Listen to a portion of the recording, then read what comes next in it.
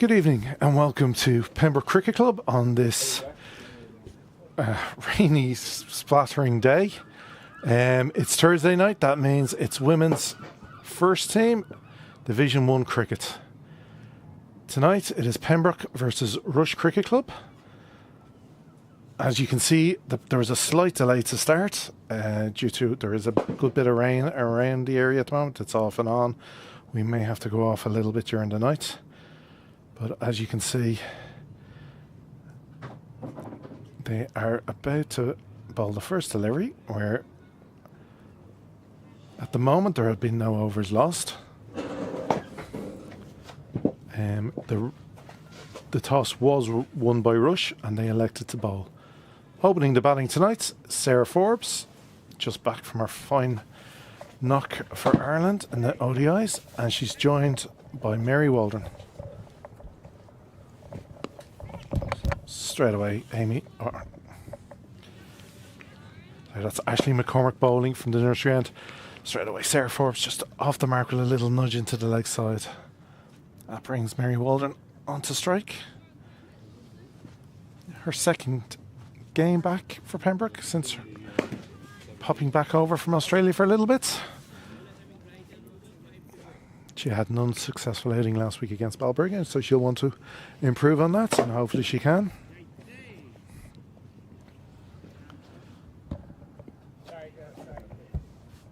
McCormick runs in. Just a nice little gentle delivery on middle stump, just pushed into the leg side from Aldrin.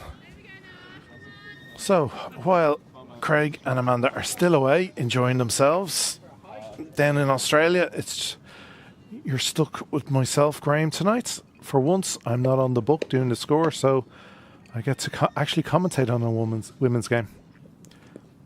It's Waldron just played into the leg side, just down to fine leg.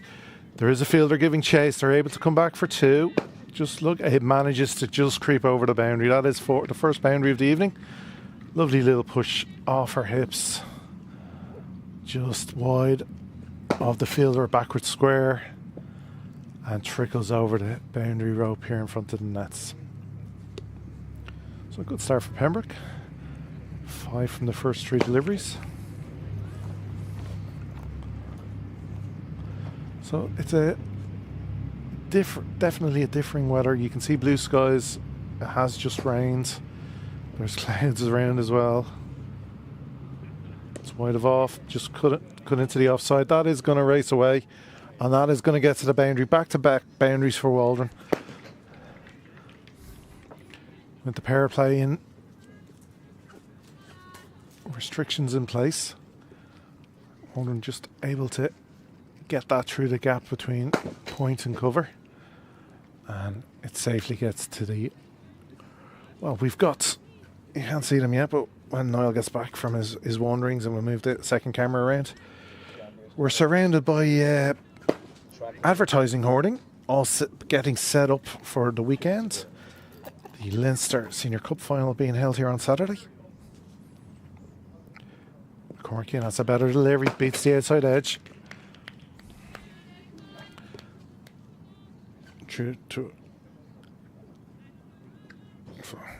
So Saturday, this Leinster Senior Cup final to be played. It is Pembroke versus Clontarf.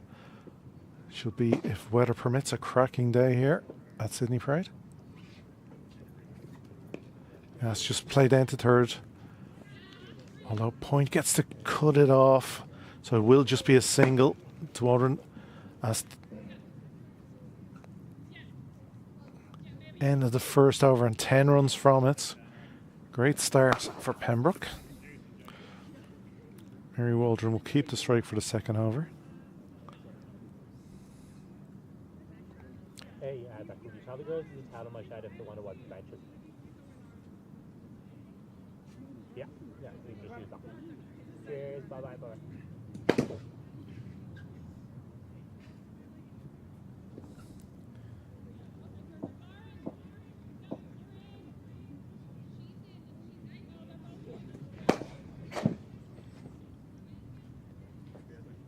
You won yesterday?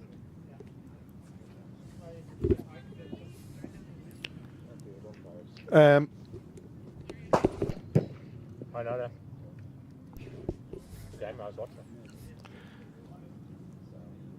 So second over. Just waiting on live score to catch up to let you know. We'll see who's bowling.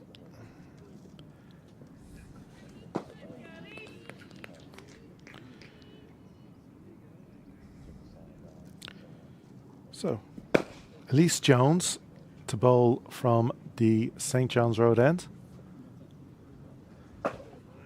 Bowling to Mary Waldron. Floated up, played into the covers. That's just going to be an easy one. Played into the gap there in the covers, and Waldron brings the score onto 11. So she's moved quickly to 10 from just 6 deliveries. Brings Sarah Forbes back on strike just for her second delivery coming up.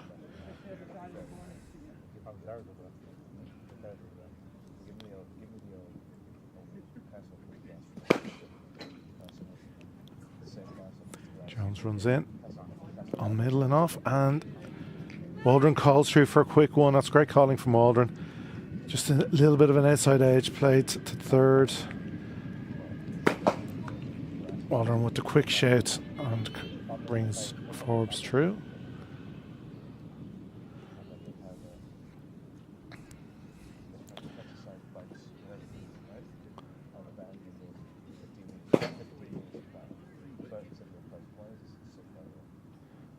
That's a little bit wide, but Waldron latches onto it. Probably would have been called wide if she hadn't hit it. Waldron happy enough to get back to it for the extras. Some fine fielding there out in the boundary from Rush. Just keeps it to 2.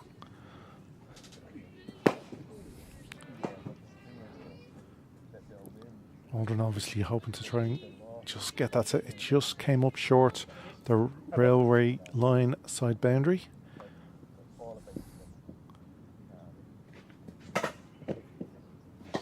Again, that's wide. She leaves it this time, and it is called wide. You can see a good bit of movement there, but unfortunately the line, it started wide enough and it just kept going.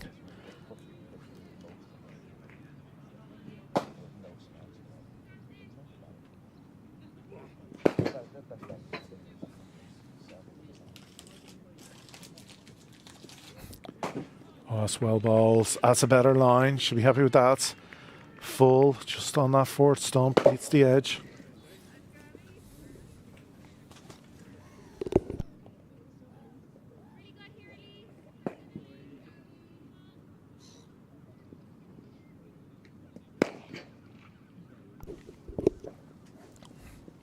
Again, that's a better line. Nice and full. And Waldron can just play that into the covers where there are fielders waiting. That's where Jones will want to persist now.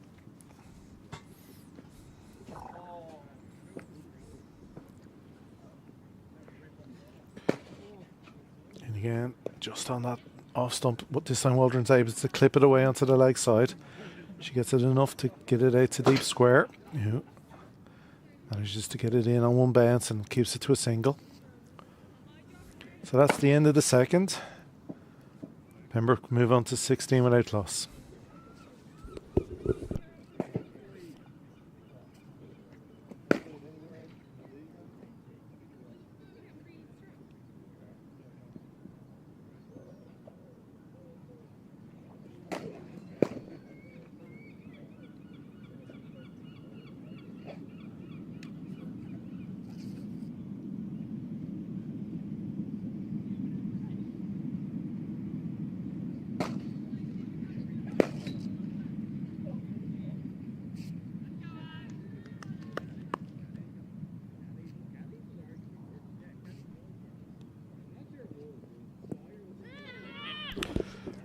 McCormick from Nursery End just with a big appeal. It was a bit leg side, and the umpire happily enough says not out.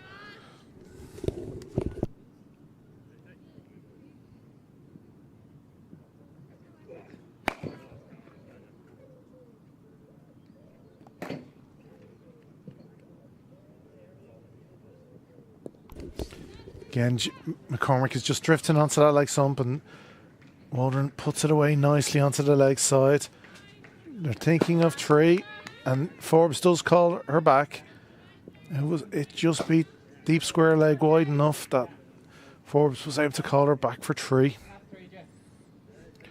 It's well played from Waldron. Just a punch into leg side, but it still yielded 3 runs to the total.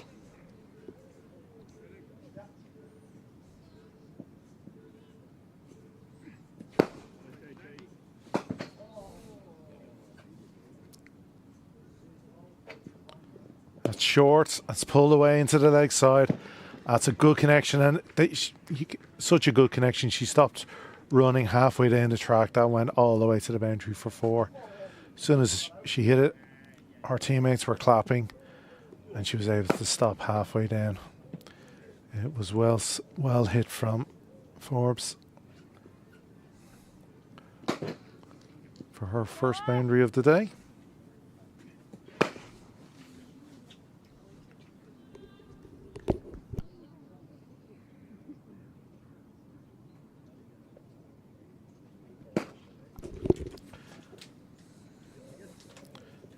Continues.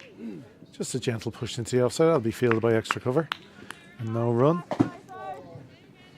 That's a much better line from Cormac there.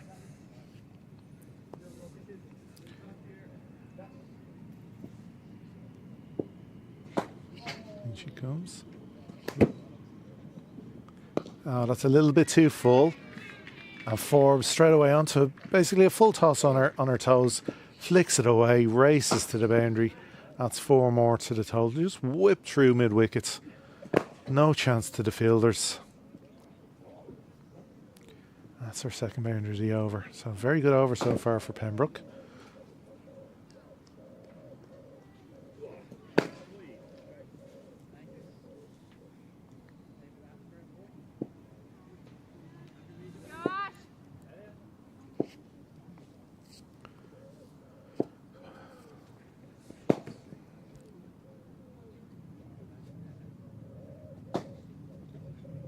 That's short out send. Ooh, almost sounded like a little edge there, but beats the bat. Finishes the over. The score has moved on to 27 from just 3 overs. So a nice easy arithmetic of 9 per over so far for Pembroke. Forbes and Waldron both getting starts. Forbes 10 from just the 6 deliveries, including 2 boundaries. Waldron 16 from 12. Also with 2 boundaries, so no fireworks yet, but they've got the scoreboard motoring along nicely. And of course, with the weather that's in the air this evening, they'll want to keep a reasonably high run rate going just in case they are taken off early. And DL is introduced.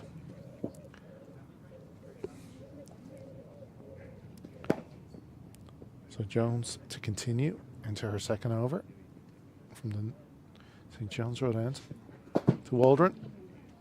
That's just again punched away into the offside. There is a fielder in the deep cover area, and she is able to keep it to just 1.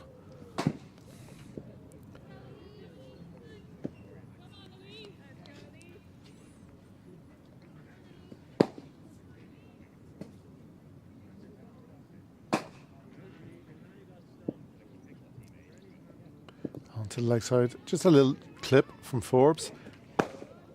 Waldron quick with the call, an easy one in the end. Key there, just quick early calling.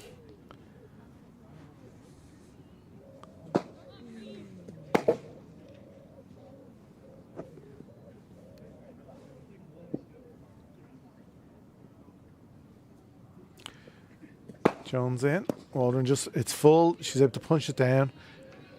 Beautiful shots. The fielder gives chase. She's trying to dives. And unfortunately, the dive wasn't enough. Great effort from the fielder for rush, but just isn't able to stop the boundary.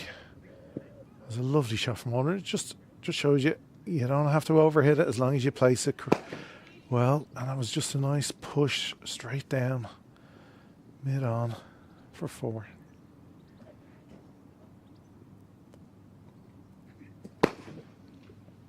It's onto the leg side. That'll be called wide.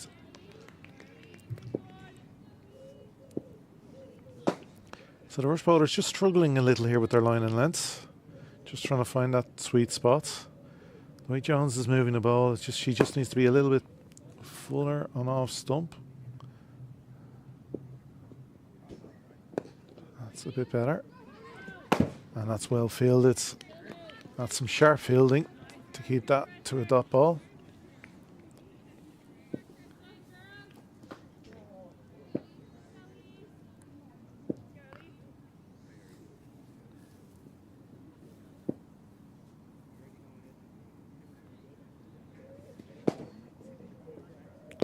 Fuller again, that's well bowled. And the line, just the way, a little bit of movement she's getting. Forcing Waldron to play that straight and not risk playing across the line.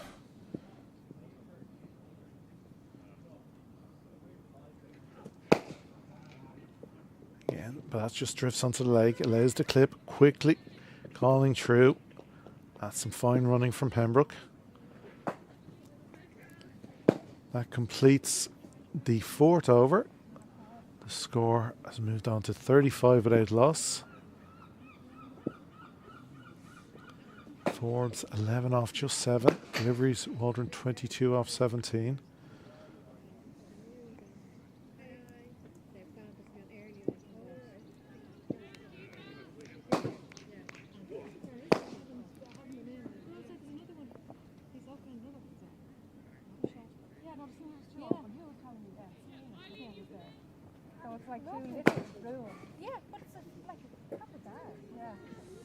So we're going to have our first change of bowling of the evening. It looks like Ocean Bart from the nursery end, is it? No, I'm mistaken.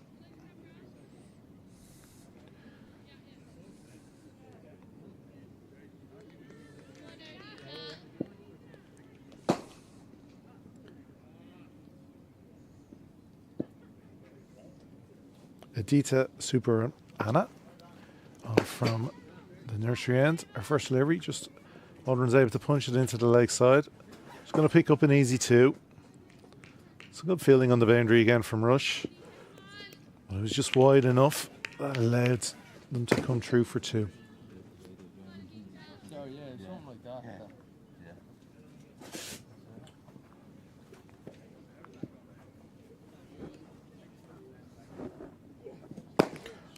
It's well bowled. Just angling it into the right hander, but the length nice and full.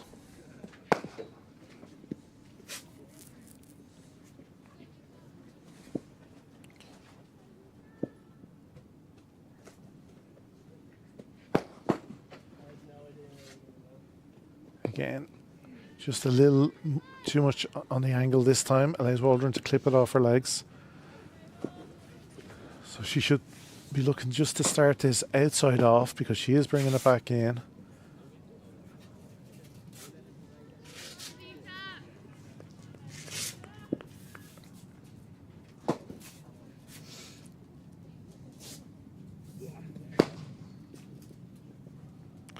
That's a bit too full. Forbes is able to play it on the full, and she just plays it beautifully into the leg side. Wide of square leg and brings 4 to the total. Like that, the ball is dipping off the bowler, but it was just that little bit too full onto the legs. She came in a little bit closer to the umpire that time, so bowling close to the stumps with the ball naturally angling. Just slipped it onto the leg stump. Fine shot from Forbes. Again, a dipped. Just a dot ball. Dangerous to wait. That dipped.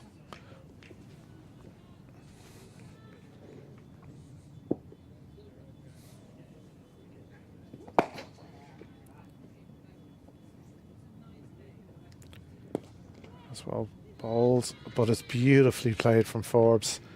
Again, it's not over hitting the ball. It's all about placement. Into the extra cover, over to the bar, and 4 more to the total. It's another very good over for Pembroke, 11 runs from it. And again, they're not over hitting the ball, they're just placing it brilliantly. Because there's not too much pace on the ball here, which makes it even more difficult, but it just shows you the quality of the outfield. Even with the bit of rain we've had this evening and today, it is still lightning fast.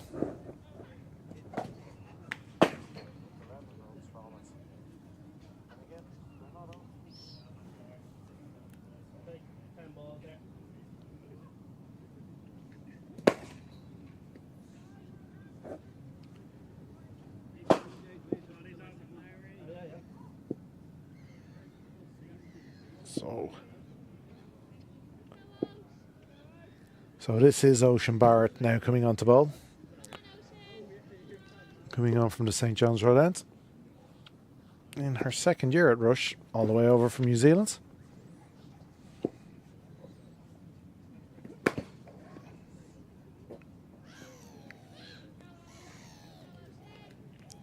She's been having another fine season with bat on ball.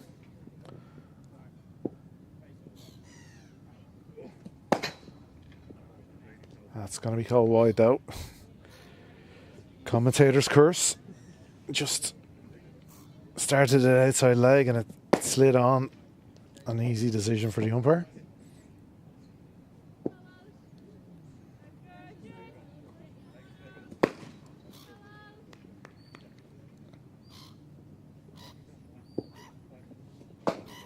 Oh, that's better. Nice and full, just outside, off. Gets through. The flying bats of Waldron just underneath where she was looking to try to hit it.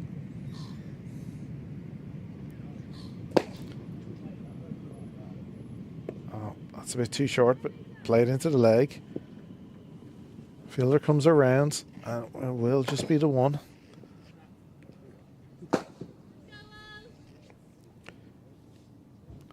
She has this knack of just a kind of top spinner. It just quickens onto the batter. That's why you want to be careful. Just keep playing straights. That's full. That's whipped onto the leg side. That is going to beat the fielder. And that is 4 more. Into the hoarding it goes. Fielder from square leg just couldn't get around to it in time.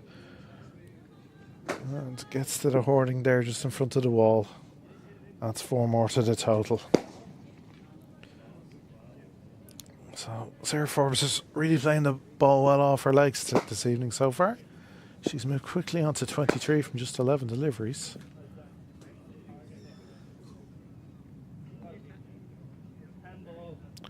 That's better. Oh, but that's very delicately played with no slip in place. They look to call for 2. They do. Third can't get around quite quick enough, and it's an easy 2 in the end. That's really well played from Forbes. It's just delicately played wide of the wicketkeeper with no slip in place.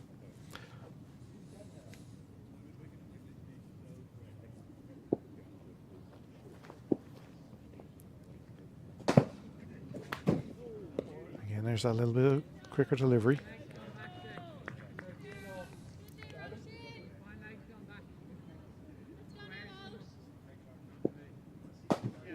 So just one delivery to go on the over.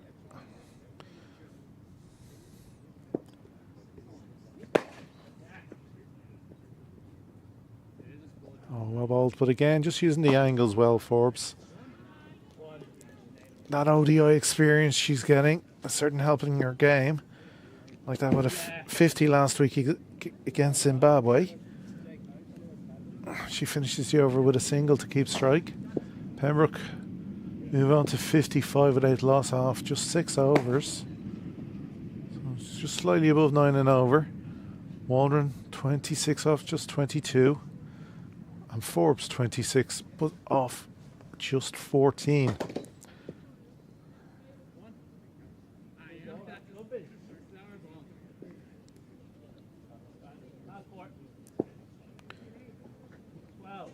Despite the weather, so far this evening it looks like it's a evening for the batters.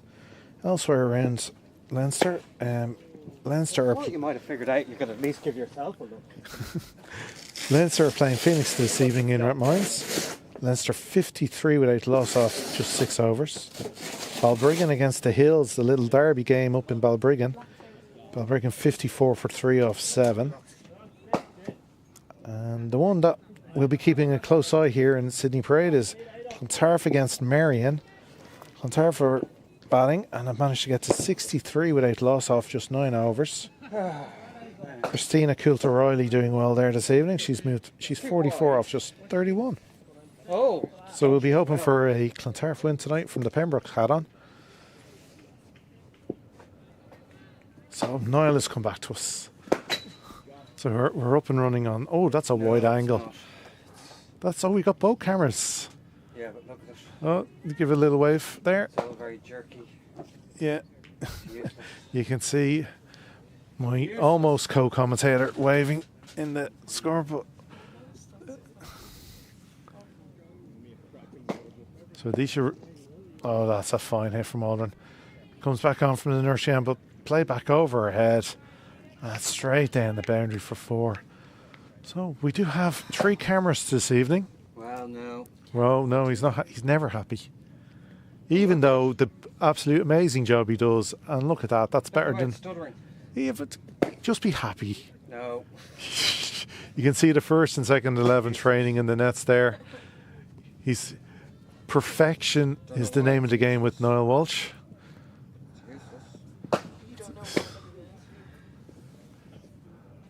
That's a bit too wide and short.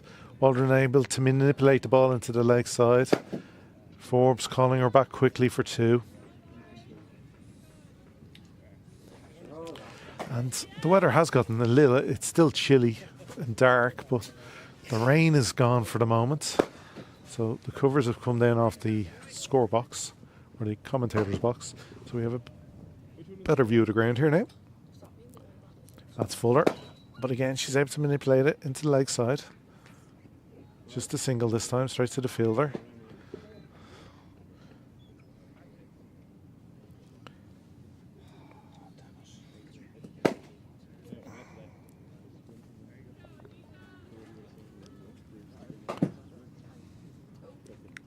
So I'm assuming the 2 cameras are in preparation for Saturday.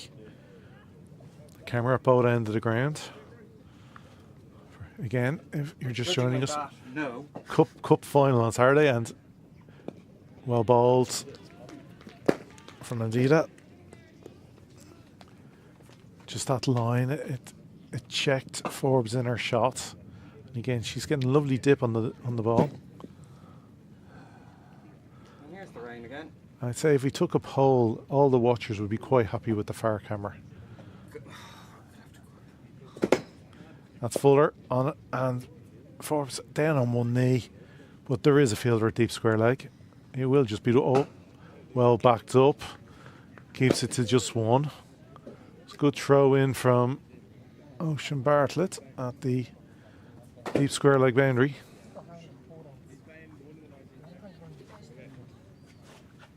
So end of the 7th over. Score is now 64 without loss. Yeah, there's a little bit of rain now. They might have been better off starting off with a 10 over match. You can, yeah, Niall is putting an umbrella over Dougal, so you'll be able to hear the little spattering of rain on the umbrella now.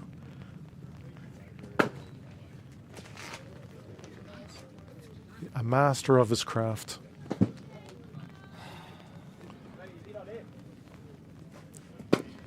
Niall could win 9 Oscars, including Best Picture, Best Director, Cinematography, and he still wouldn't be happy. That's well ball from Bartlett. All Waldron can do is punch it down to mid-off. Yeah, you can see them staying out in this weather. You can hear rain, but it's not heavy. It's not consistent at the moment. On the Forbes legs, just a clip to short fine leg, and will just be one. Adida with the fielding.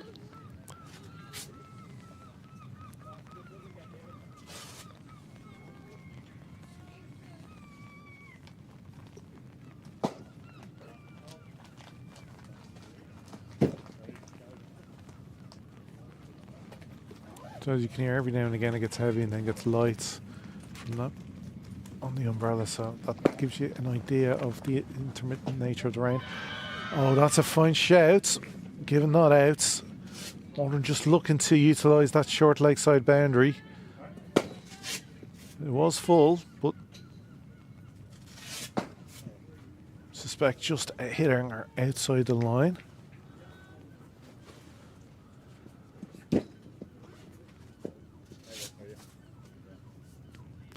That's on the leg again. Another half shout, but that would be well missing leg stump.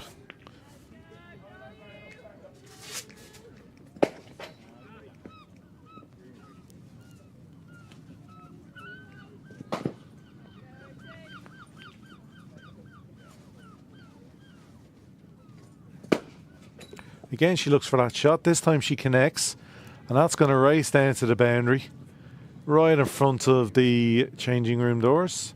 4 more to the total. She could see fine leg had been moved.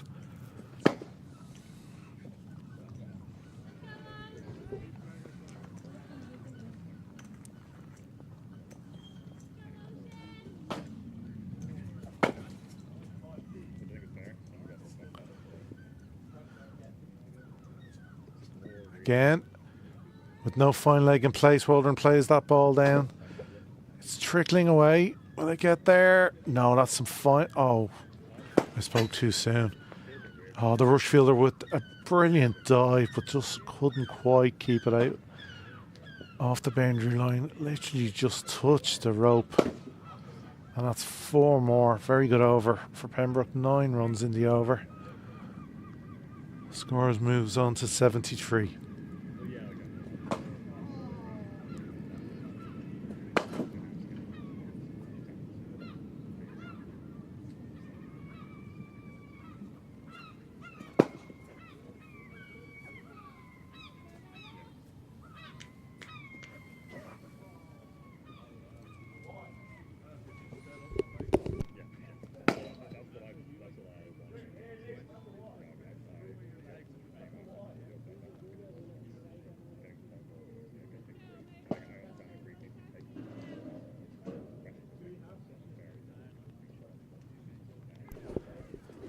So change of bowling. Mabel O'Donoghue from the nursery end comes on.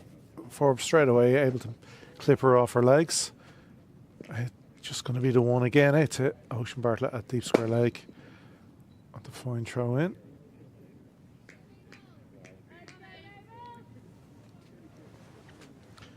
And the rain stopped again. It's gone all quiet on Dougal.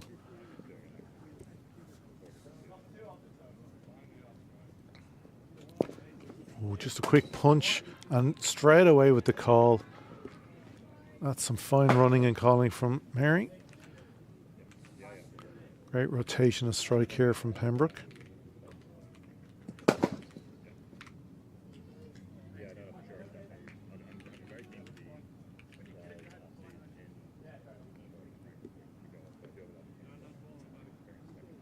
That's 2. Oh, she got away with that. Forbes and the bowler. Look for the bowler, look for the batter. I was full, tossed down leg side. Would have been given a wide. Forbes plays at it, gets an edge, and goes to the right of the wicketkeeper who was moving to leg side to try to field the delivery. And after all that, she gets 1 to the total. Mabel just pulls up there, as she should do. Always be happy with your run-up.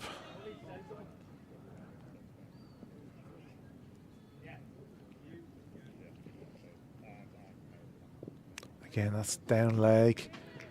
Is always going to be wide.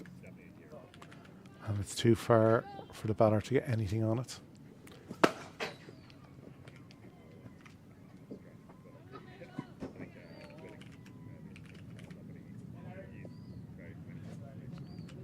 Oh, that's going to be a no ball.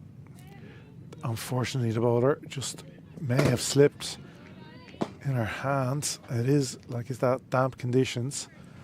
Well over the head of the batter. And Forbes does come through for the extra run, and it's going to be a free hit here for Forbes. Field can change because the batsman changed ends, so they can change the field slightly. That's well bowled from Mabel. Just keeps it to 1.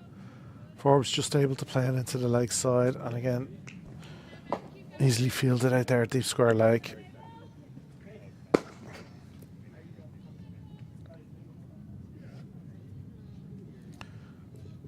So 7 from the over, 2 deliveries to go.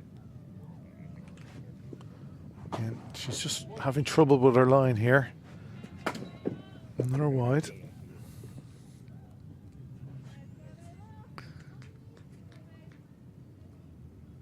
Getting rushed out. This is just their first year at this level.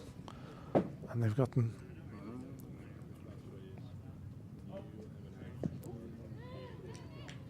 that ball there. Half thinking about the run. Wicketkeeper's able to come up quickly to cut that off. Speaking earlier in the season with some of the Rush supporters, they were looking hopefully to get at least 1 win in their first year at the top level, and they've done even much better than that. Well done with the push onto mid-on, and will just be 1.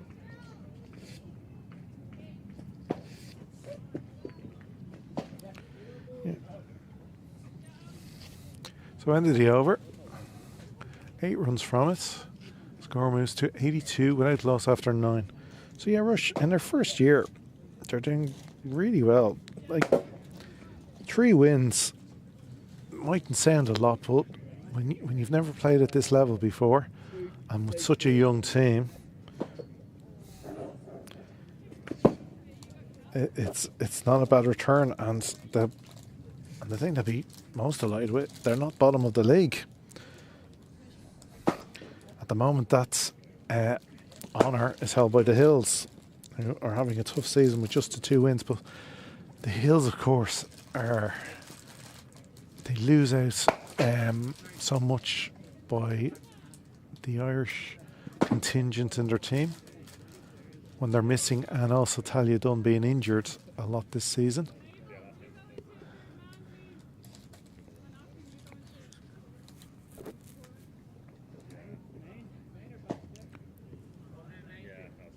So we're going to have a change of bowling at the St. John's Road end. Rebecca O'Donoghue, I'm going to guess possibly related to Mabel.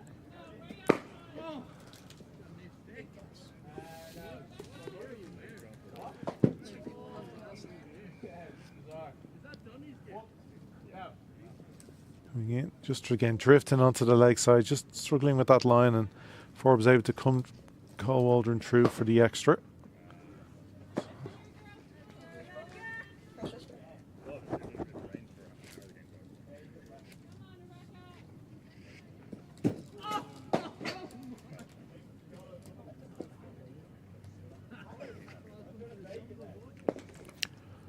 That's well played into the leg side. Oh.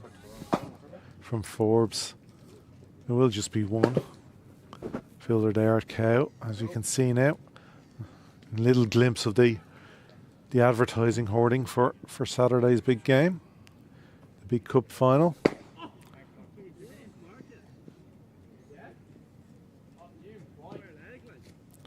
That's full toss. That's brilliantly played, but brilliantly fielded. One-handed stop at the deep square boundary. Oh, keeps it to just 1 run. As they say, that's definitely 3 runs saved.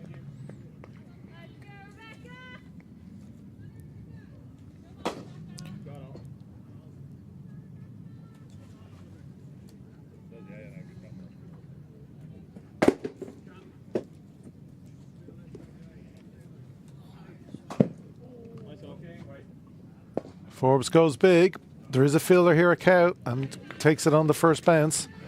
So it will just be one. Just again, trying to generate pace. The bowling definitely be medium pace here today. So they're trying to generate that extra power in the shots. Short onto the leg side. Played out towards Cow. It should be fielded. It is stopped. They're going to come back for two.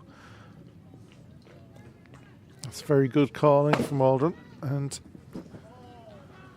Forbes, they're really running well together here this evening.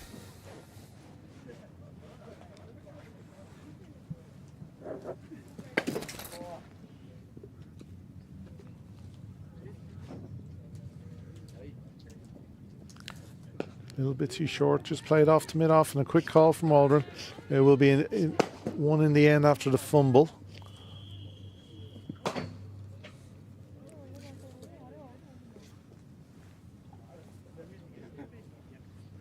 Microphones you have to watch out for.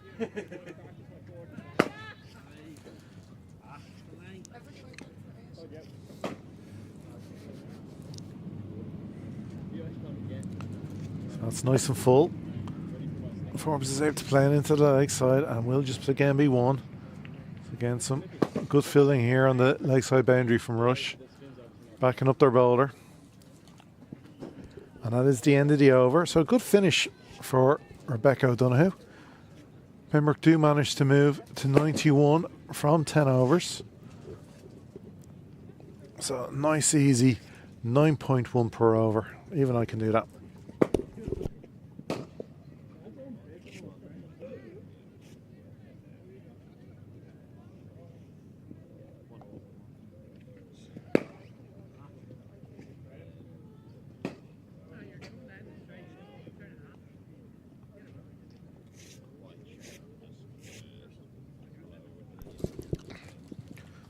So, looks like a change of ends for Bartlett. She's decided to come on from the nursery end. Hopefully utilise that longer boundary on the leg side.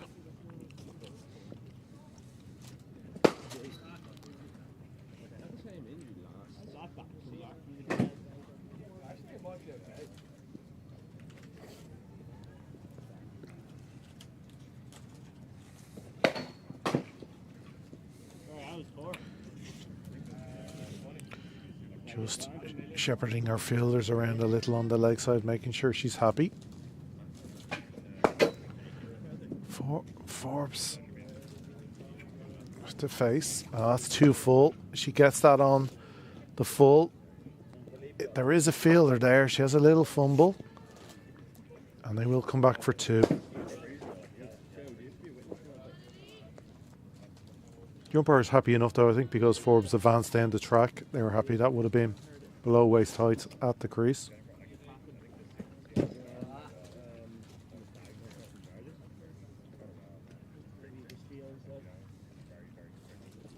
Oh, chance.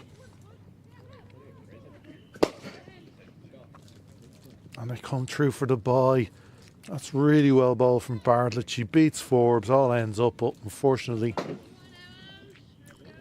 the delivery also evades the wicketkeeper's gloves. So she was unable to have that chance of the stumping. I think if she'd collected that ball, Forbes would have been walking back to the clubhouse, not even looking at the umpire. What it does do is it brings Waldron back onto strike. She's nicely moved to 47 off just 36. One shot away from a 50. She does just take the single. Moves her on to 48. Pembroke on to 95.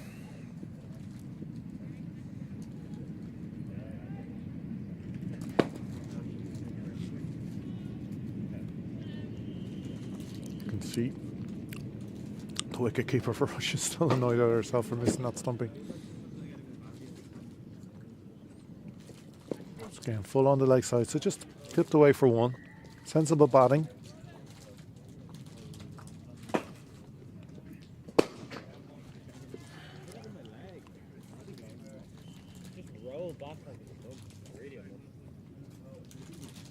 I very rarely get first ball ducks. That's full. Nicely played into the covers. There is a fielder at deep extra. It is kept at just a single. Pembroke move on to 97. Waldron on to 49.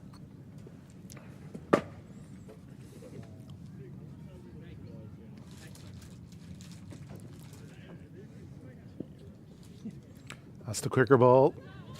There is a half appeal. It did hit her high on the leg, so I suspect going over the top. But you saw that little bit of extra effort from Bartlett for that quicker ball. It ends the over. Pembroke have moved on to 97.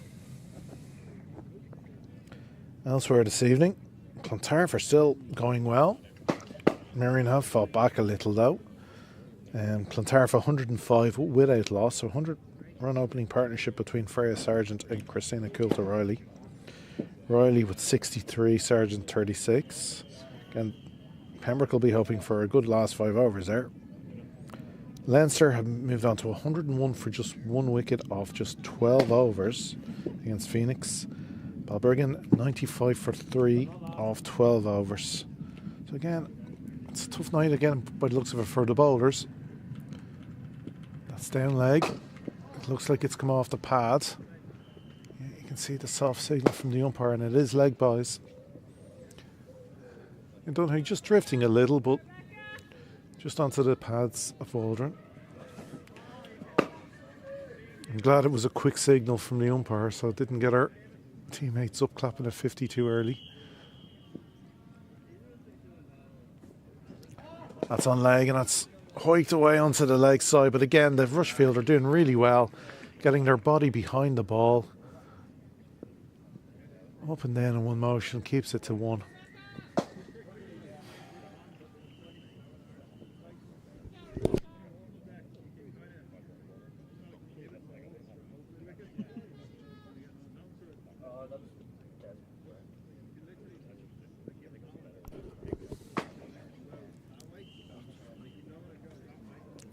Fuller, that is going to bring up Waldron's 50, clipped into the leg side.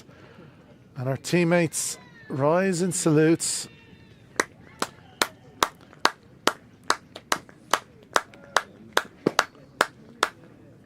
Not bad for a woman in retirement. Just her second game back for Pembroke after a little hiatus. And she brings up her 50. Her first game back here at Sydney Parade. And 50 runs to welcome her home. Oh, swing and a miss from Forbes. That beats everyone. Well bowled from O'Donoghue. Forbes looking to carve it out onto the leg side, but all she managed to do is get it, distract the wicketkeeper, and it goes through for a bye. There you go. You see Mary's 50 off just 40 deliveries. It's a good return.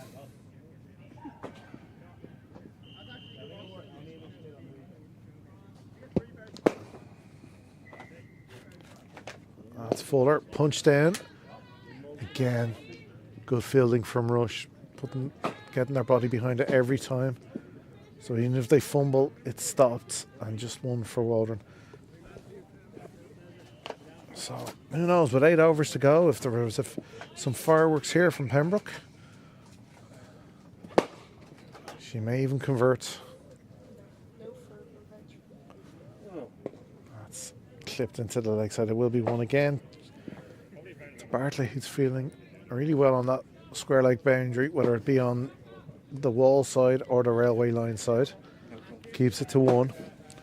Ended the over. Rush will be happy enough from that over. Just 5 off the bowler, 7 in the over. The 100 is up.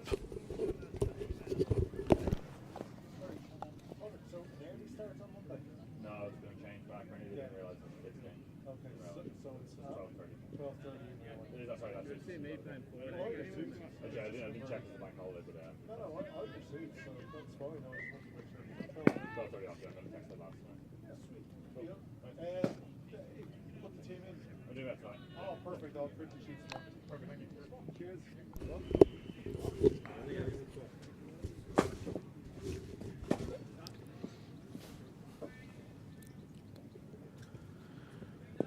Oh, that's just clipped over mid wickets in front of Cow, so will be one. Just the perfect amount of weight on that little chip shot from Forbes. Ocean Bartlett now into her fourth and final over. Still probing away, hoping for that breakthrough. She's been unlucky so far not to get that breakthrough for Rush.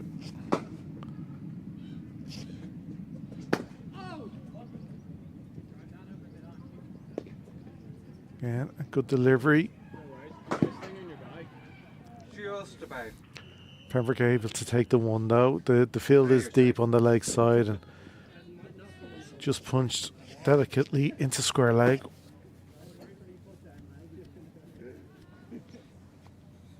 The field is deep there, so they may have thought about a second, but the bowler rushing into the leg side to stop any chance of that.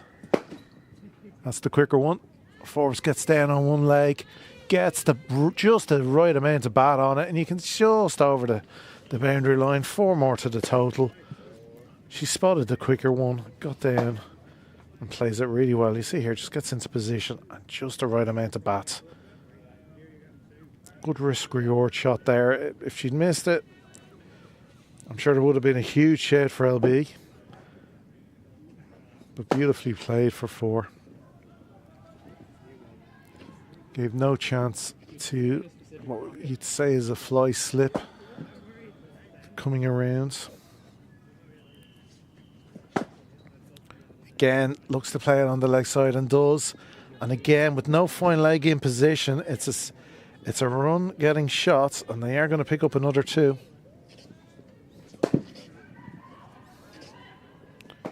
It's a good scoring shot this evening for Pembroke. Waldron did manage to get 2 boundaries when Bartlett was bowling from the St. John's Road end playing that shot. Forbes copying her and getting 6 runs so far with the change of ends. Fuller outside off just to try to negate that. Back to the bowler. That's good line and length.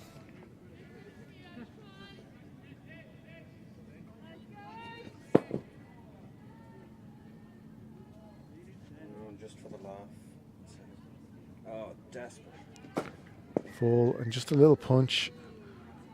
Fielder coming in. They'll probably risk the second, yes. Waldron with the quick shout, and it manages to get back. About 2 more to the total. So that's the end of the over. 10 runs from it. Another very good over. It wasn't badly bowled, but Pembroke are just picking the areas of the ground where the fielders are not, which is perfect batting. And nothing really in the air this evening. They're just using the angles to find the gaps, to pick up the 4s and the 2s, and they always seem to have a get out of jail card, little drop and go for 1. I mean, very few dots here tonight.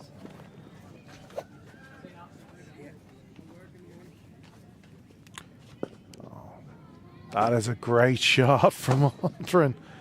It's straight to the boundary. That's a fine shot for 4.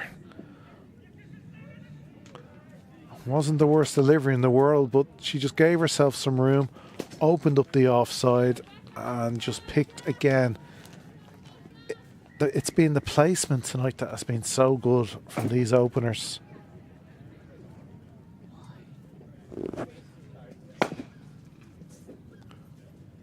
This time goes straight.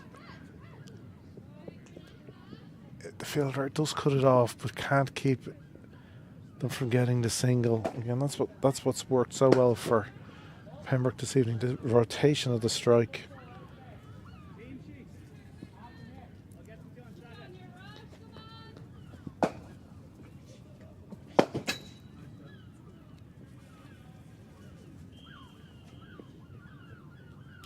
Playing a miss, well bowled.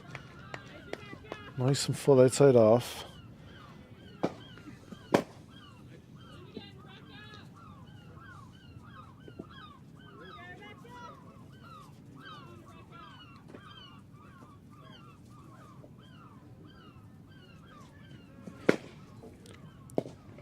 onto this leg stumps. Forbes opening up the stance, playing it into the mid-wicket area, but again, the field setting has been really good. That does bring up her 50 though. That's a really fine knock from Sarah Forbes. Backing up her 50 in the ODI against Zimbabwe with 50 here tonight off just 38 deliveries.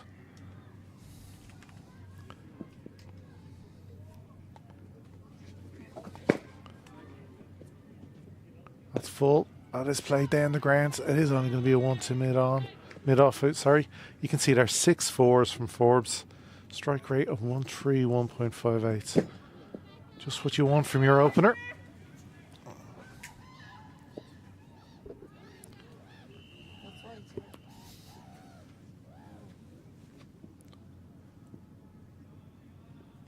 That's Fuller. Meets it on the full. Oh, this time Bartley can't stop it. It bounced just in front of the dive. She's getting the body behind it. She was actually lucky it didn't bounce up and hit her in the head. As you can see here, it's just a little bit too full from O'Donoghue. Forbes using her feet again really well.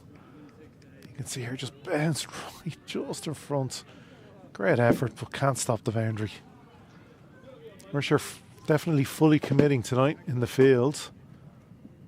Here we go, there's the scorecard so far with 14 overs gone. 124 on the board. Just 12 extras, so not a bad bowling return from Rush. It's just Pembroke are managing, as I said, to find the gaps, use the angles, really punish the bad balls for 4, but always seem to be picking up 1s and 2s. And again, everyone seems to be going at 8s to 10s.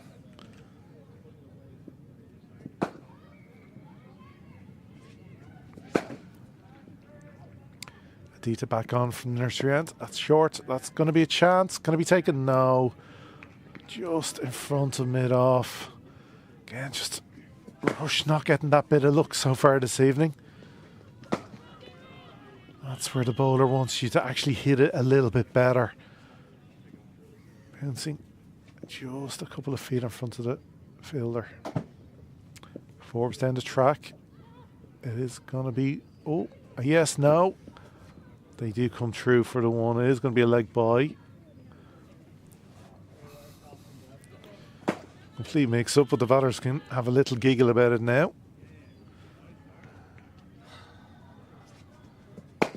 It's all smiles as long as nobody's run out. That's well bowled. Again, nice and full. Nothing allowing the batter to get much on it, just playing it out to the fielder, Bartlett at Cow. So again, using her fielders well.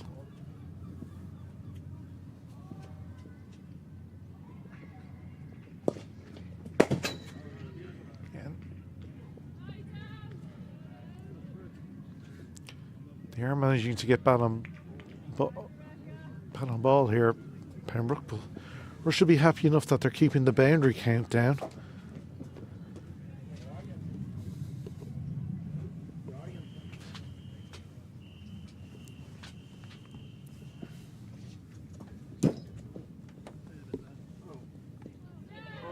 Oh, and it's taken. And that is the fall of the first wicket. That's well bowled. Well taken.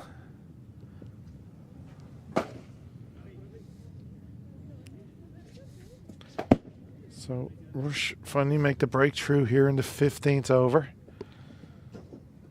They'll be happy to see the back of Mary Waldron, who and that's a fine knock of 60 off just 48 deliveries. Here we see the ball angled in. She goes down the track. That's a great take.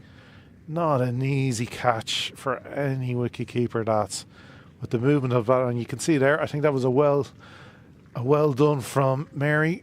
One wicketkeeper respecting the job done by another, knowing what a difficult catch that was.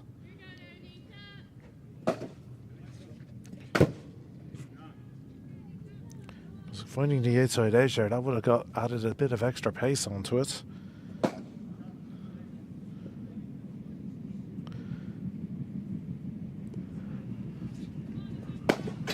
So, out to the crease comes Zoe Bell.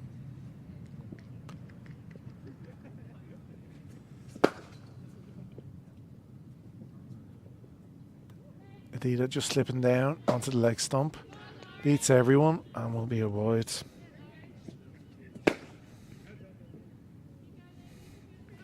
So never easy coming to the crease after a 100 partnership. You've had to sit there for 15 overs. And they are expected to just, coming into the last 5, produce the fireworks. Again, drifting onto the leg side, and it's another wide. It's well fielded, but it will be another 2 to the total for Pembroke.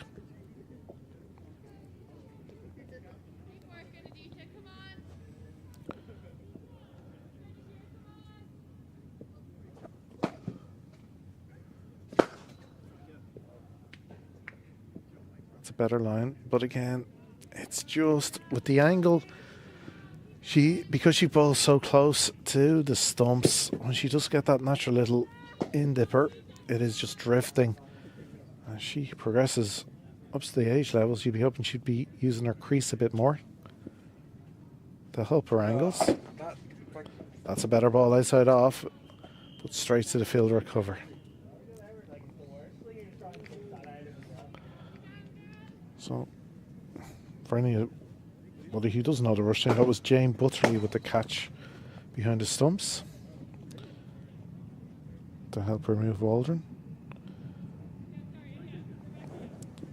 So, we have reached the end of the 15th over. There are 5 overs to go. Pembroke 133 for 1. Forbes 55. 42 deliveries. Zoe Bell yet to get off the mark, having faced just 1 legitimate delivery. It will be Forbes on strike.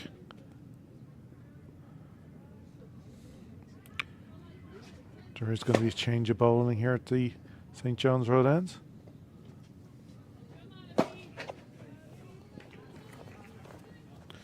Moving back to opening bowler Lisa Jones. And she does flick it away beautifully, Forbes. Again, just for the 1.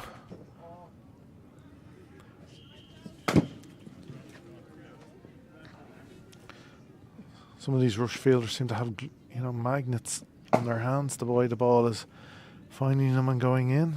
It just shows you the quality of their fielding tonight.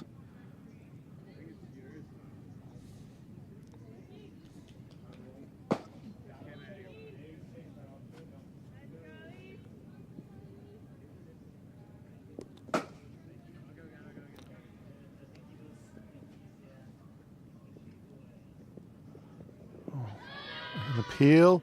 It's given wide though. Okay, some people think they heard something. I've got headphones on, so I can't hear a thing here. I didn't pick up anything on ground mic. All that matters is the umpire doesn't think it hit anything, hence the wide call.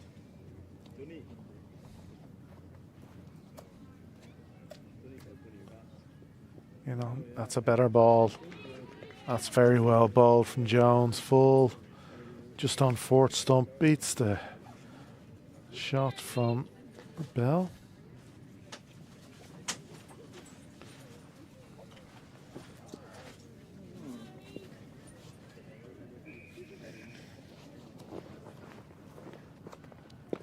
Nice little dink, but Adida with the fielding at mid-wicket. Another dot.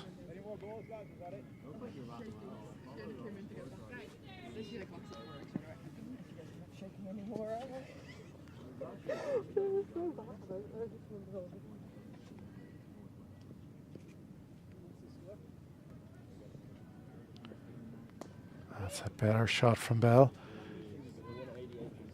Just plays it into the offside where extra cover can come in and keep it to 1.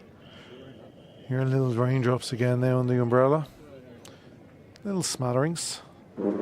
Hopefully nothing too serious. There is a bit of brightness, but Not much out there. It's not going to be easy batting in the second innings as it gets grimmer as the evening goes on.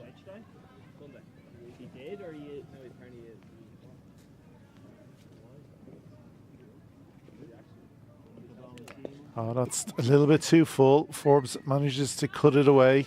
Backward a point. It is cut off, but they will come back for an easy 2.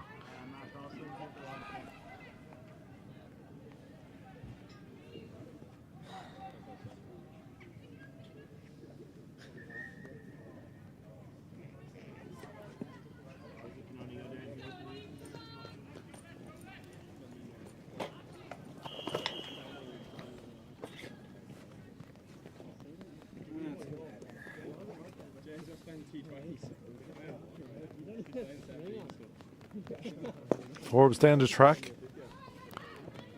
There is a fielder here at deep mid on, so we'll just be the one. Oh, the rain has gotten heavier. Hoods have gone up around the ground. You can hear it on the ground, Mike. It's a little bit heavier than it was earlier. Umpires having a quick chat with each other.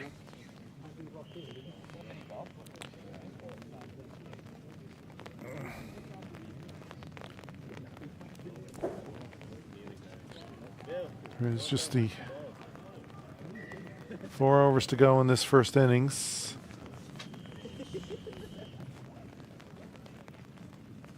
And of course they'd need to get 5 overs of the next innings complete for this to be a match.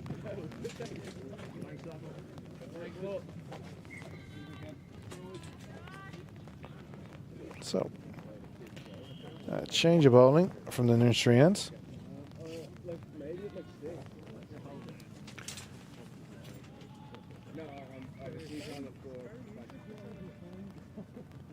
That's well bowled, but again, that is going to be taken. That's a great catch. Oh, Niles annoyed he missed that. That was a fine catch. Little bit of a juggle from deep mid wicket. Forbes will be disappointed. She used her feet well again. Got to the ball on the full. Almost a 6. But it was a little bit of a juggle. Fielder came around from mid wicket to deep square leg. Took it on the move, which is never easy. But the important thing holds on to it. And that sees the end of Forbes for a great knock. 59 from just 47 deliveries.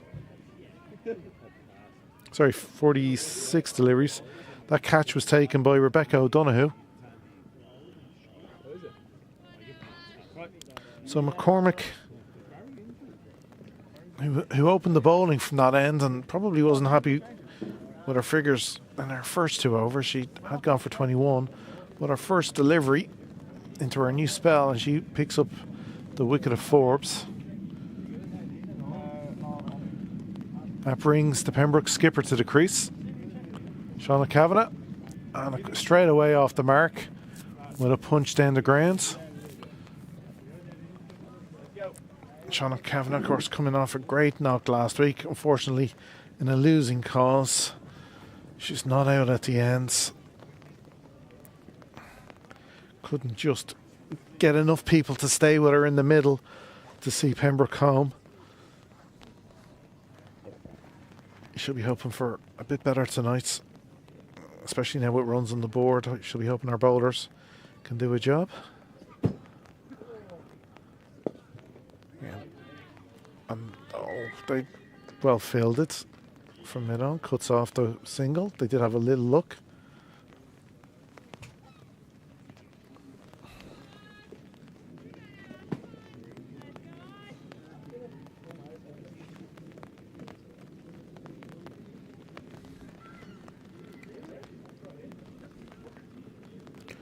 And that's down leg and will be a wide. So elsewhere around the grounds, Clontarf have completed their first innings on 137 for 2 from the 20 overs. So there'd been no reduction there. Christina Cooder-Riley had been the mainstay of that innings with 66 off 53 before she'd been run out. Freya Sargent, who opened with her, finished not out 56 with But it was well bowled from Marion, just the 7 extras, kept the score down to a more manageable 137, and they'll be hoping to chase that with some good batters. Now they are missing their Irish contingent, but Rebecca Stokel is in that team. Aoife Brennan is coming off a fine knock for them last week, with Niamh McNulty, Bella Armstrong, of course. So they have runs in that team and lots of experience. Meanwhile here, Pembroke have just been chipping away since that fall of wicket here in this over.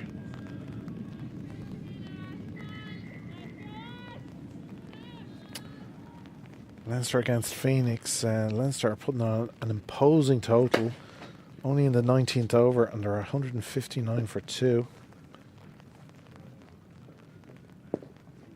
Karina Bell has moved on to 90 not out off just 68 deliveries.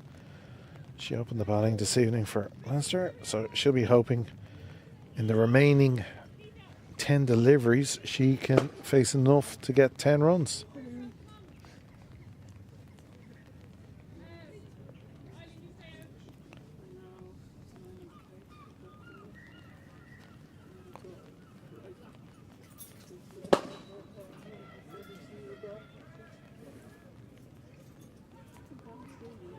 So, indeed, it's going to come on from the St. John's Road end of our first ball from this end of the grounds this evening. Again, you may want to look at just bowling a little bit wider in the crease. With that angle she seems to get coming back into the batter. So, Kavanagh to face. There she is, just again, you can see it just drifting on leg, and Kavanagh gets enough on it. 4 runs to the total.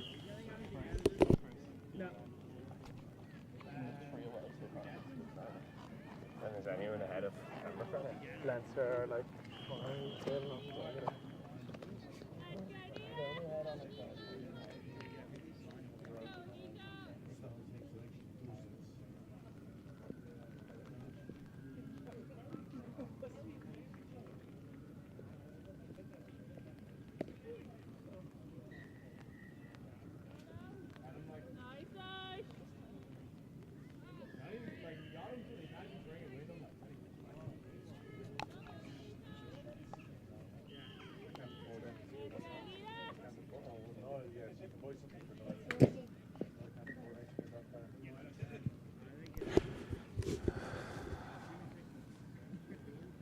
It's a little full, but there's a big shot, and that is out. She misses a straight one. It's full, straight, and the finger goes up. Looking to play the sweep shot onto the leg side, but wasn't quite there. She got her angles right this time. Here's the replay. Adida, again, a nice full delivery. And again, pitching on middle. And probably hitting just halfway up middle and leg.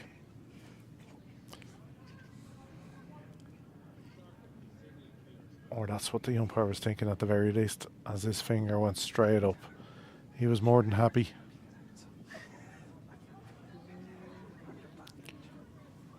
So,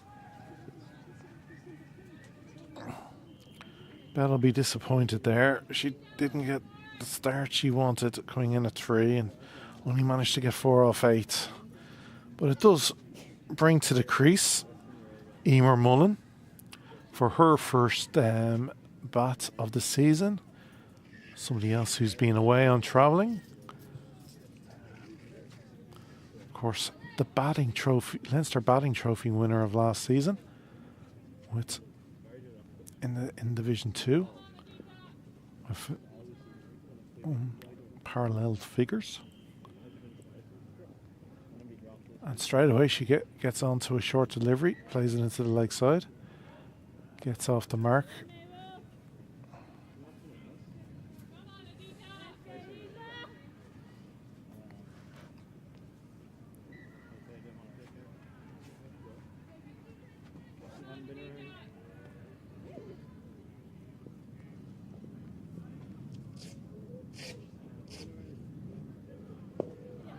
clipped from Kavanagh. And just using the angles well, there will only be one.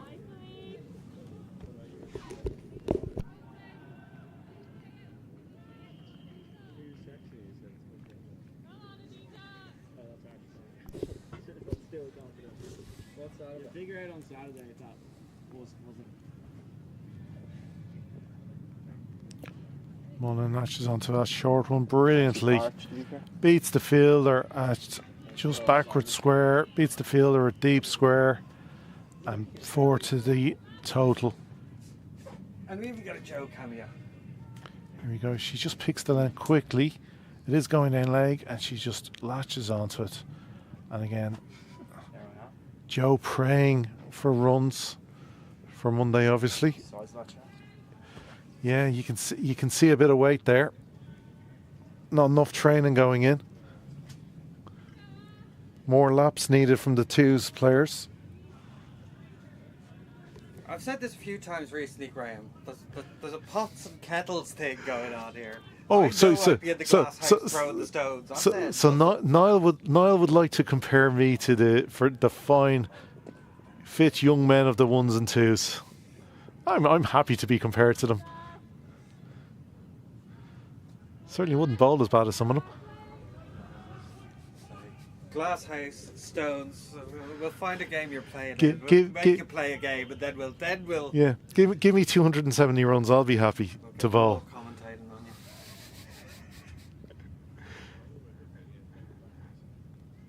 So McCormick to continue. Again, Mullen just punching it into the offside. She's already showing she hasn't lost any of the momentum from last season. Moving on to a quick 6 from just 3 deliveries.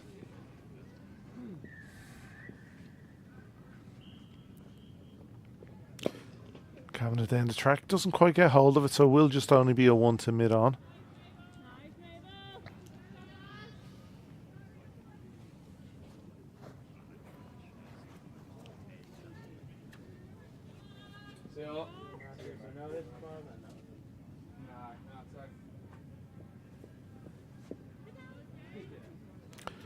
Again, just a little bit of trouble with the line, and it will be another 1. I think that'll disappoint what will disappoint the rush bowlers most this evening. Just the amount of times they've just drifted down leg sides. You know, they just need to start that delivery a bit more on 4th stump. And that's well bowled though. Almost a chance of a run out. Great thinking from McCormick. Almost catches Kavanagh out of the crease. She's just a little bit high with the throw.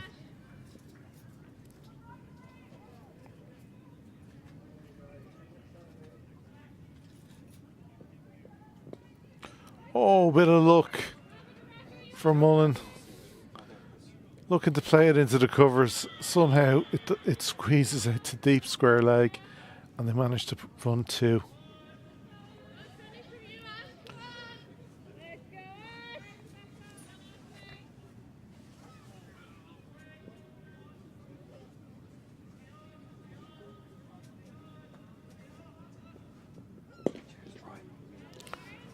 That's well bowled. That ball just couldn't quite get it through. And that is going to be the end of the 19th over.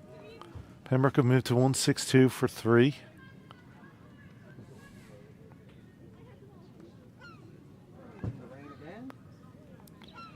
More little drops of rain again. We're hoping it's just a little spatter. Nothing the umpires will get overly excited about.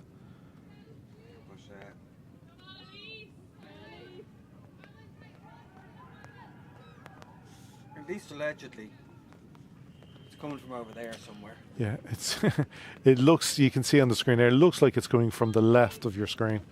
It is brighter to the right, but there's no real wind here this evening. No real breeze, so it's a gentle roll. So Jones to bowl the last over of the innings to Kavanagh. It's a bit full, and there is a mistake by Bartlett, but it's only going to cost 1 run. A little fumble and slide on her leg. Didn't go over the boundary. Will just be one run.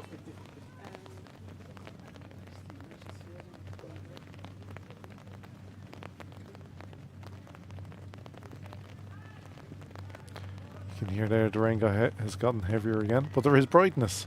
So it's such an Irish day of weather here. Quick call of 2. Being the last over, unsurprisingly. Mullen quickly back. Kavanagh adds 2 to the score with just a punch into the leg side.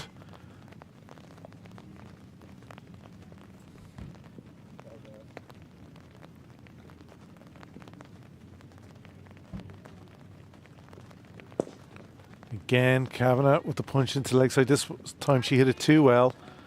It went straight to the fielder at Cow, who again, some fine fielding. All straight up and into the bowler, keeps it to 1. So that brings Mullen back onto strike. Just the 3 deliveries of the innings to go. That's a play and a miss. This is a really good over, but the rain is getting heavier. Question is, will they put covers on during the 10-minute innings break?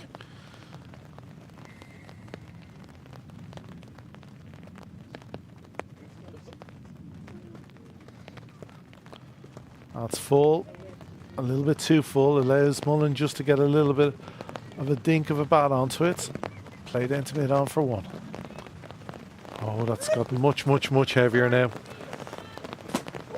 That's gotten so heavy you'd even consider coming off with 1 ball to go. You can see Kavanagh telling her team to get over to the covers. They're going to bowl this last ball of the innings, and she's going to try to get off the pitch and get the covers on. That is crashed to the boundary. Brilliant way to finish the innings from Kavanagh. Crashes the ball into the leg side between deep mid wickets, deep square leg. You can see here. Yep, and Pembroke are running over to get the covers on. So it is the end of the 20th over. It is the end of the Pembroke innings. 172 for 3. A great little finish there from the skipper. 19 off just 11. Emer Mullen in her first bat of the season, 9 off 8 deliveries. So if after this little rain, and we're hoping it is, we do see blue to the left, so, well, grey, light grey to the left of our screens. It will only be a small rain break, hopefully in between the 10 minutes as well for the innings break. And so when they come back out, Rush at the moment, because obviously no DL at the moment, will be asked to score 173 from 20 overs. So we'll leave you for the moment. As you can see, we're putting up our little protector here, and we'll just leave you for the innings break. If there are any other updates, we'll come back and let you know. Thank you.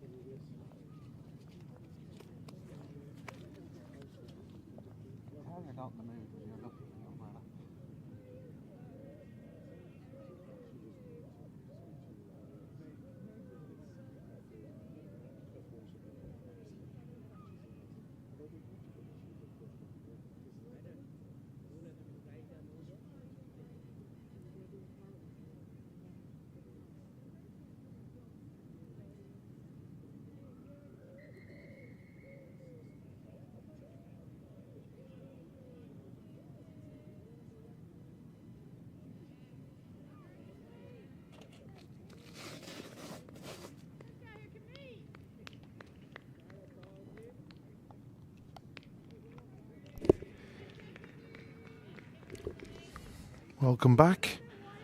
So, we don't seem to have lost any overs from the first innings or into the second innings. It is going to be Kimlee MacDonald from the nursery end to open the bowling.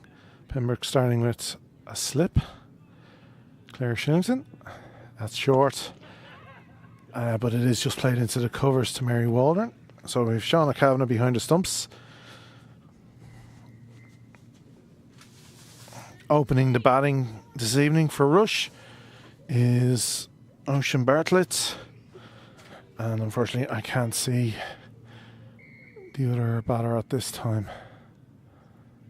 Bartlett on strike. Again short and wide. And is called wide by the umpire. So not easy conditions as a bowler. The ball, anytime it goes into the outfield, will pick up a bit of moisture.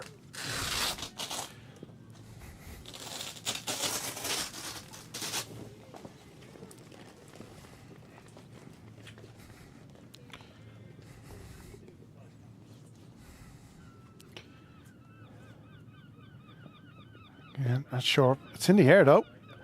Just short of mulling at backward point. Bartlett would have been very annoyed with herself if she got an out of that delivery. So it looks like one of the O'Donoghue's at the non-striker's end. Again, just not finding our line or length so far.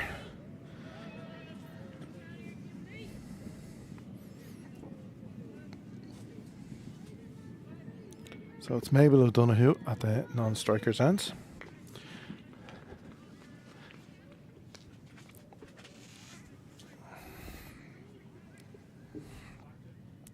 So a lot of bowling options here this evening for Pembroke.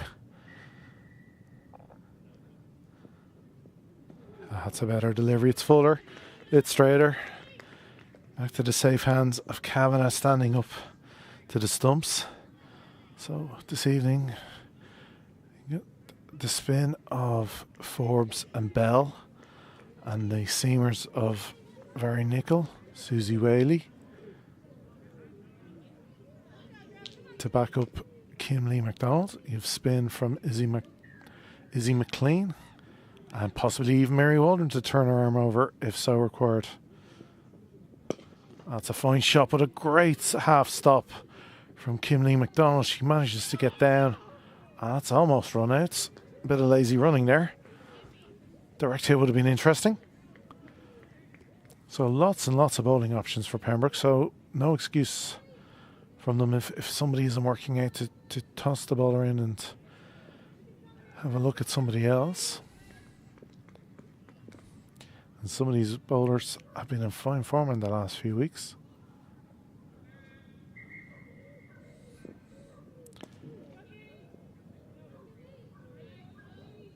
That's much better from MacDonald. Finding her line there.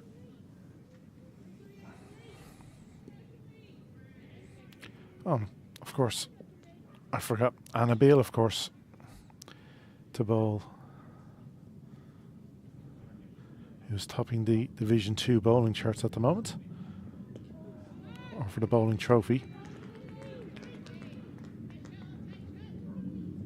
So, ended the first.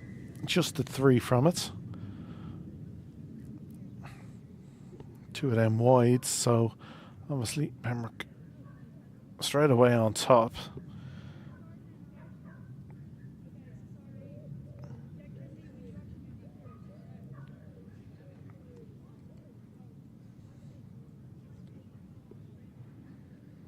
Rush with an opposing 8.87 required this evening of 19 overs.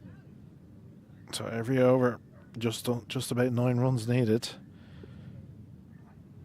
That is not easy to do over the course of 19 overs.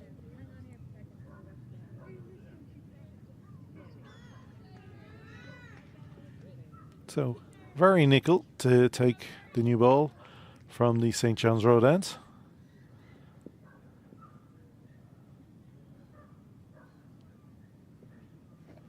Oh, you can see big movement there. It is called wide, but that's big movements with that pink ball.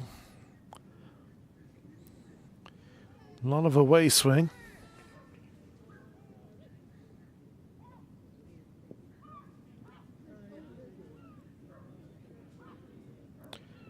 And that movement is there. Bartlett goes after it due to the width. It was in the air, so Mullen at backward point was kept interested for a moment, but it does go down to third, and they come back for an easy 2.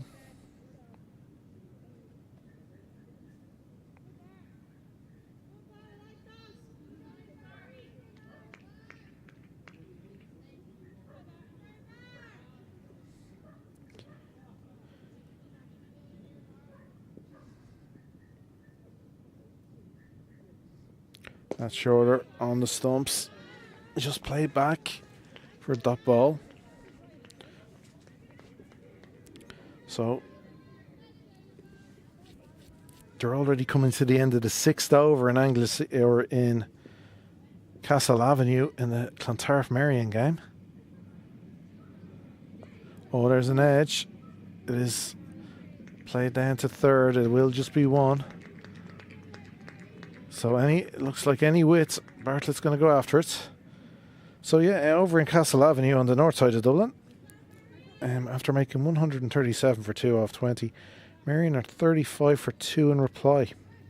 Bella Armstrong and Isabel Light, who've been in great form, have both gone back to the clubhouse. Oh, well bowled, Nickel. But of course the experience of Rebecca Stokel and Celeste Rock now at the crease. So Marion will be hoping they can put on a match-winning partnership.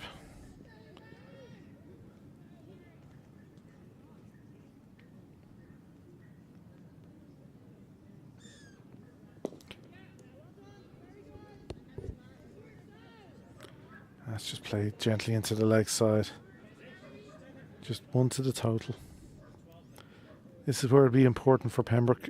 One, they'll be looking to get quickly through the first 5 overs to try to get enough to get the match counted while keeping the run rate down and building it and putting the pressure on Rush. And with bowling like that, that will happen. It's a pity we didn't have the second camera on that fine fielding from Waldron. Head over heels. That would have made the end of year. Highlights package that Niall always brilliantly puts together for the awards night.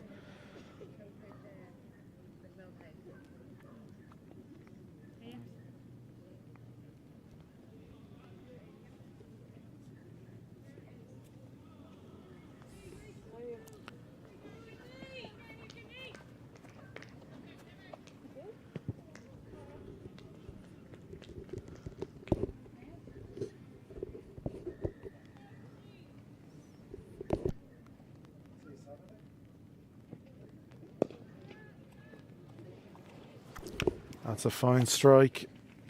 McDonald just a little bit too full.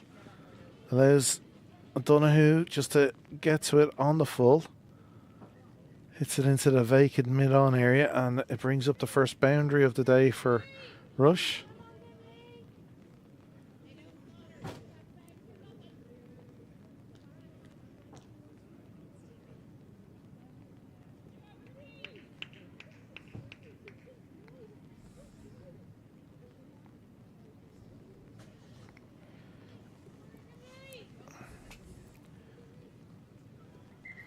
Moves the score onto, should move the score onto 12.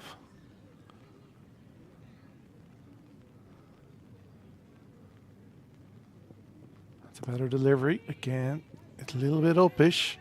Not quite getting to the pitch of the ball, but just short of Bell in the covers. 1 bend straight into her hand, so never a single there.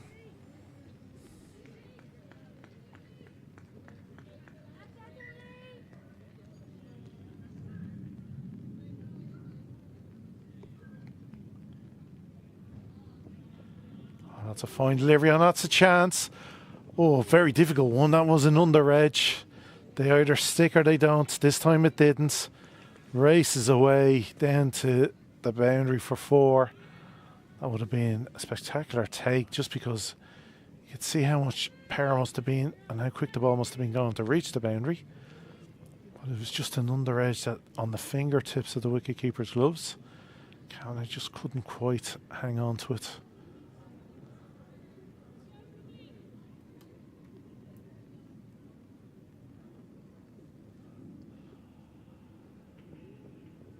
A little bit wide. There, yeah. You see with the action, it's just bringing that ball a little bit wider.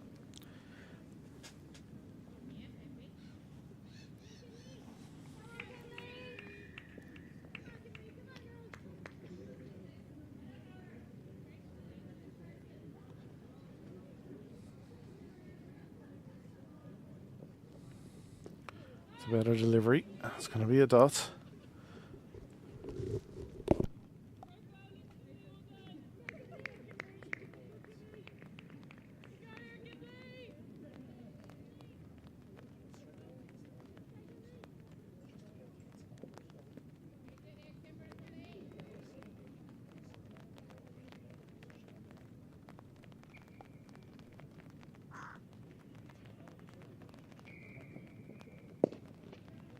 Oh, that's just wide of mid wicket. It's going to be, should be 4 more down the hill. Oh, 4's foot to chase, and she does drag it in.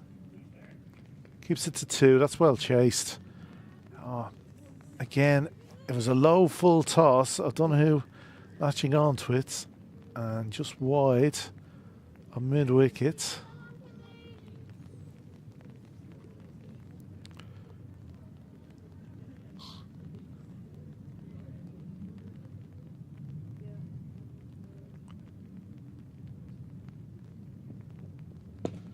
A little bit of movement, half. Oh, yes, no there. So that is the end of the 3rd over. A very good over for Rush. 11 runs from the over. One of them a little bit lucky, but all that matters are the runs are on the board. That's 19 off 3.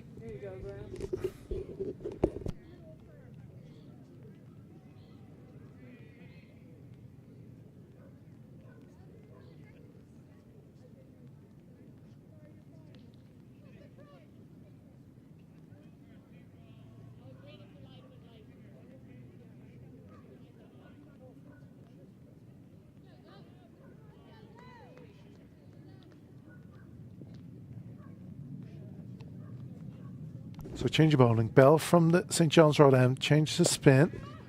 That is hit through the covers. The field is in because of the power play. Mullen gives chase. Or Shillington, should I say. It isn't going to be enough though, and it is 4 runs. You'd suspect that Pembroke are just bringing on spin at this stage just to try to get as quickly through some overs.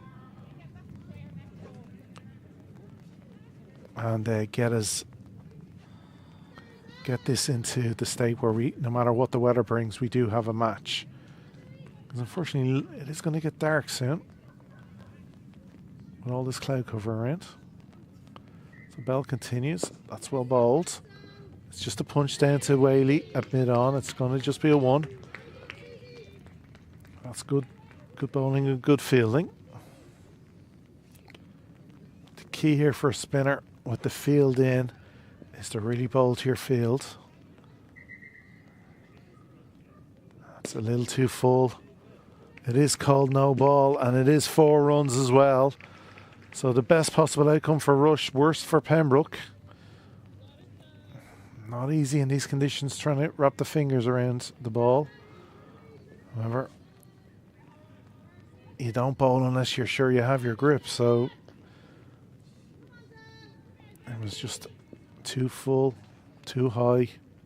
So free hit now for Rush. That's a better ball. That's so much better. Dot ball on the free hit. Always good for a fielding side. It's more like it. Into the ground it goes.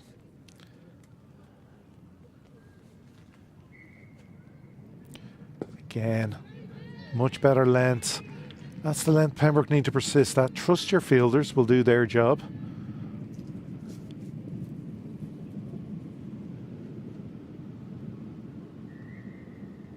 Again, keeping it tight.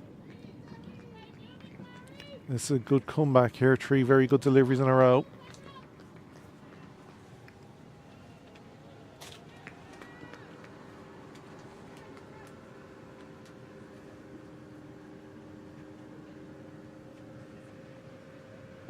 A little bit down leg, and that's going to be 4. Just drifting. And unfortunately for Pembroke, it beats short square leg and deep square leg and brings another boundary to the total. You can see here, it's just short, down leg, and just an easy sweep shot to the clubhouse. Shortest boundary on the angles here this evening. So an excellent over from a rush point of view. 14 from the over, but we are going to see more spin. So Pembroke going to persist in trying to get through these overs as quickly as possible. Izzy McLean is going to come on at the nursery end.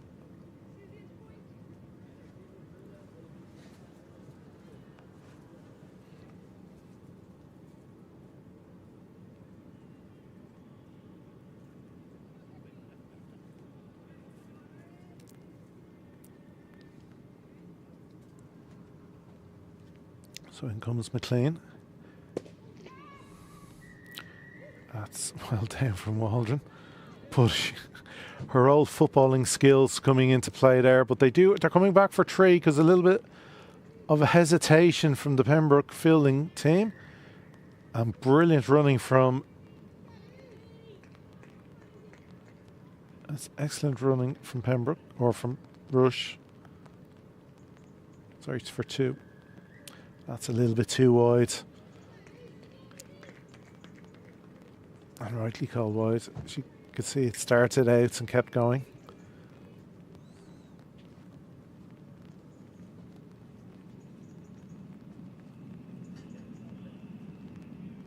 Oh, that's a no ball. It's called no ball for going off the track and will be a free hit. Just McLean not quite getting into the right body shape. That's better. It is going to be one hit. It was in the air. The catch was taken by Waldron, but of course that's a free hit. The batter cannot be out unless run out or obstructing. So it adds 1 to the total. That's much better. That's the line she wants to target. Straight through to Kavanagh's hands.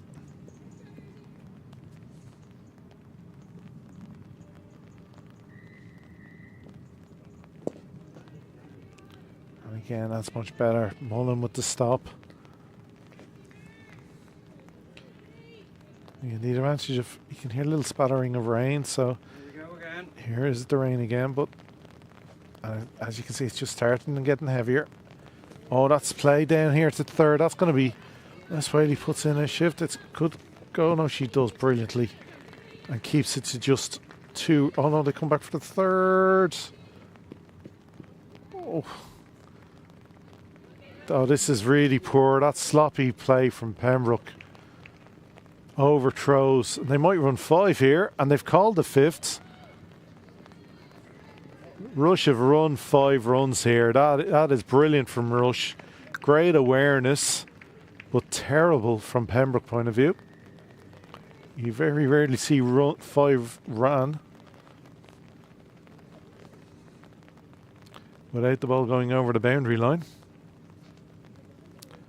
But they have here this evening. So 5 to the total.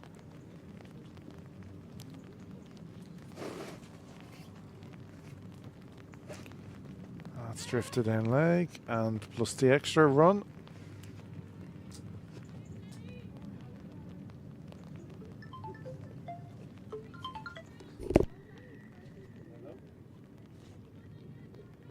Okay, so there should be an option there that you could play extras, take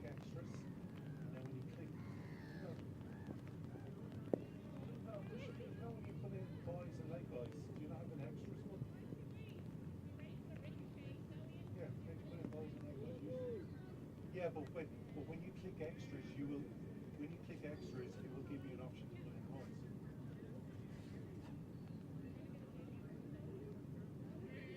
Okay, on my app, on the old app, it did, sorry, once you click the extras, it allows you to put in the number of runs. So maybe you. Oh, sorry, but I did. Okay. Okay.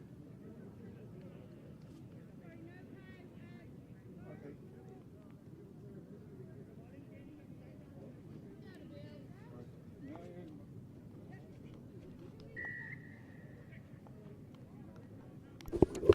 Sorry for the little breaking commentary there. Just had to help out the scores.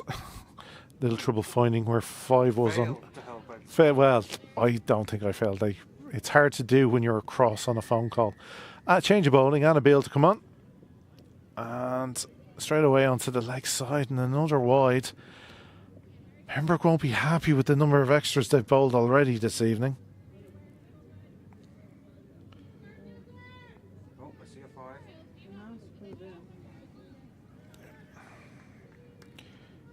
So, and they also, I had a feeling that wasn't O'Donoghue batting. It's actually Aoife Beggs with Ocean Bartlett. That's much better from Beale.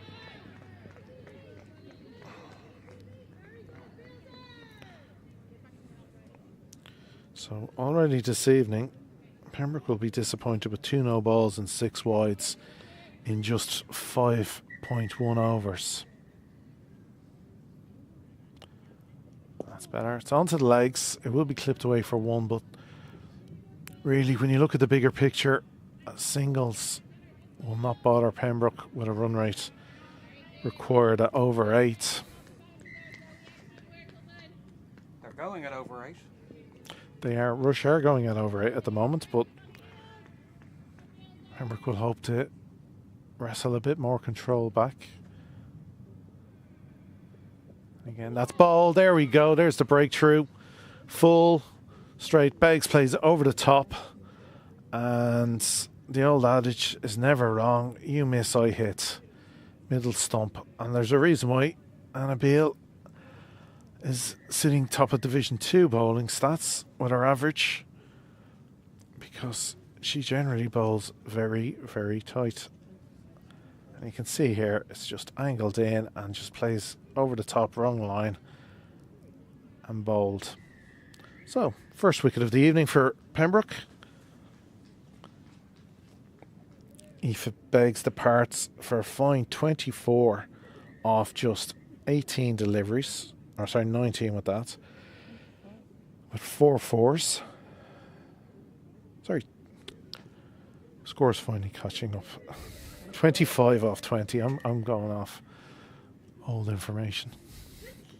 The score is 49 for 1 off 5.3.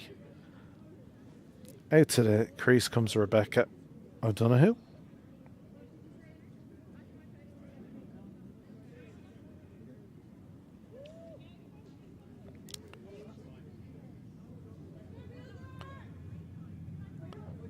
So obviously Pembroke will be hoping the wickets will slow that right down.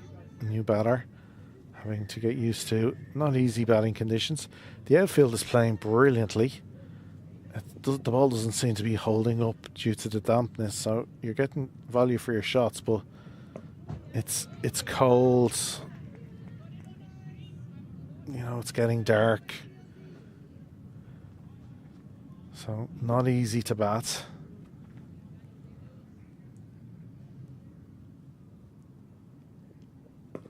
That's again, well, ball. That's the line she always aims for. Just starting outside on 4 stump and just drifting back in to middle and off. And so often players do just pick the wrong length with Beale. The way she dips the ball. Oh, that's a commentator's curse as ever seen one. She loses control of that completely. Well down leg. She knows herself that's a, you'd like to think, just a slip.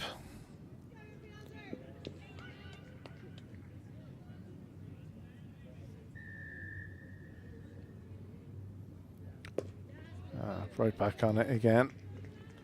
That's a good finish to the over, so just 4 runs from it. Only 1 off the bats. So again, if Pembroke could do something about the bowling extras, you'd expect that the pressure would just ramp up on Rush here, especially as they continue with pace off the ball.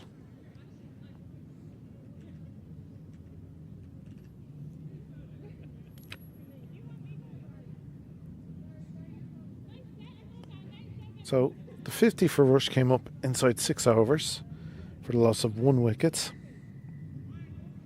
So with a current run rate of 9, they are ahead of the 8.68 required.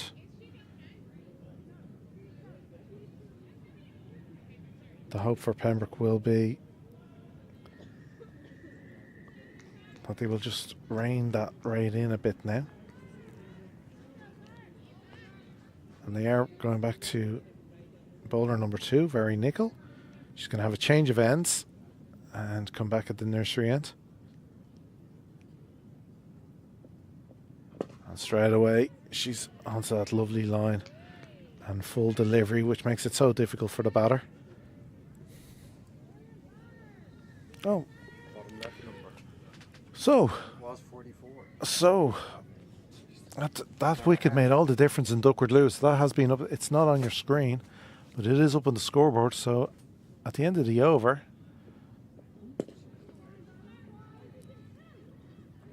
this over, Duckworth Lewis would have a par score of 51, and Rush have just moved on to 51 with 4 deliveries to go in the over. So Rush are right on the right here. So Pembroke would want to be careful in case the umpires get the idea of coming off for light or something. More rain. Oh, there is, yeah, probably some more rain out there. That's going down leg. Half an appeal, nothing from the bowler, nothing from the wicket keeper. I suspect just the usual Annabelle shout.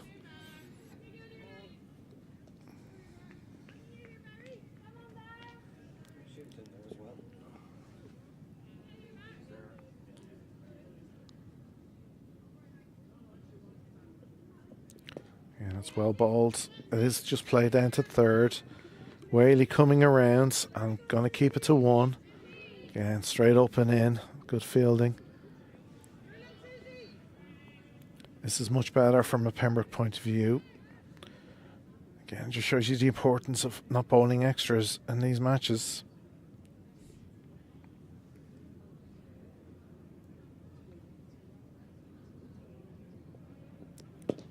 Again. That's, oh, there's going to be a chance of a run out. She can collect it. No. The throw came in, but it was at the feet of Nickel. So, and she fumbled it. Not what you want when you're standing at the stumps. I suspect Shillington went for the direct hit.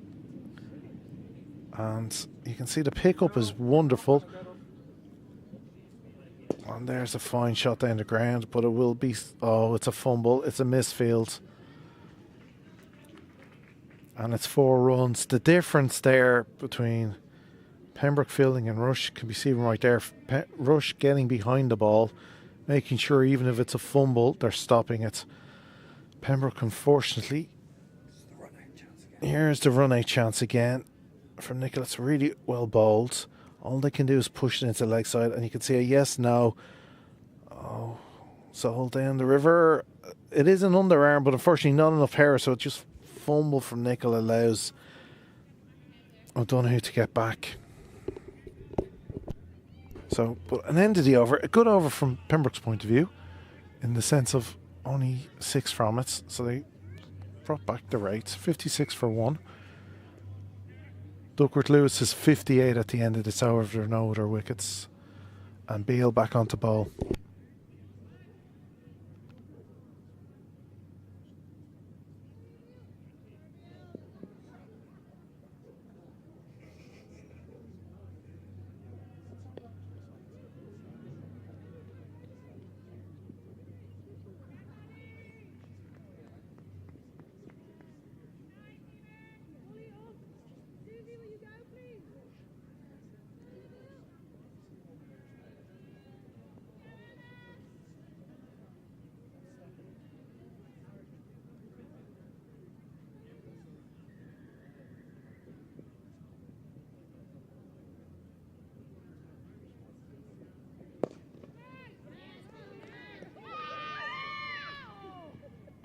Added some super fielding from Beale off her own bowling.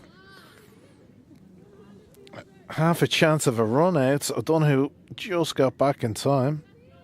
You can see the replay here. It's a fine delivery. A little bit full, but she manages to get her hands to it, picks it up straight away. Oh, not easy. You'd want a third umpire on that one, but I suspect she was back. Only possibly bat on the line would have been an issue, but I think she had half the bat over the line. But not out was given because benefit of the doubt to the batter. But again, good bowling from Pembroke, good fielding. Every over, Rush don't score a boundary. That run rate is going to come down.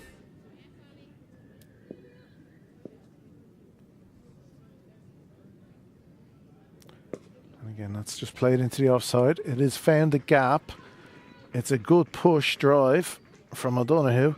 It should only be 2. Kim Lee with the fielding. Gets it back in to Beale. Moves the score on to 60.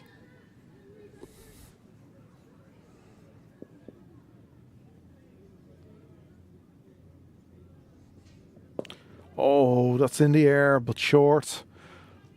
Wide enough of the bowler that they couldn't have a chance of a cotton ball, but well short of Kim Lee in mid off. But it is a dot ball, importantly for Pembroke. That's well bowled and well taken behind the stumps by Kavanagh. Brings the ends of the 8th over. Just the 4 runs from it. So that's, again, no boundary. So Rush finding it hard to get the ball away. No boundary and no extras. No wides, no balls. And that's why there was only 4 from it. And there, for the first time in a while, Duckworth Lewis has jumped a little in Pembroke's favour. You wouldn't say a lot. It will take another good over. Duckworth Lewis, the par score at the end of this over is 65. The score at the moment is on 60. So for the first time this evening, it does look a little bit more favourable for Pembroke. Nickel is going to continue, but again, the key is here, no wides or no balls. If they have a chance of getting ahead of that par score more. And again, that's a very good delivery. Full on the stumps. All Bartlett can do is push it into the onside where it's fielded straight away by Shillington.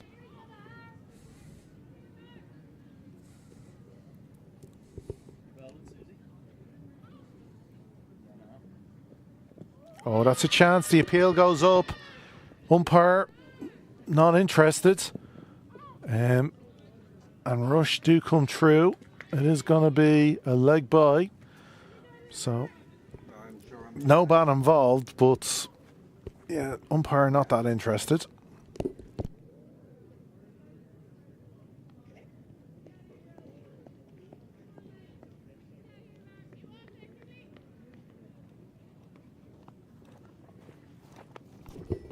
Nickel in to O'Donoghue, short. She gets some bat on it, but couldn't quite get it around the corner for the extra runs. It will just be a single.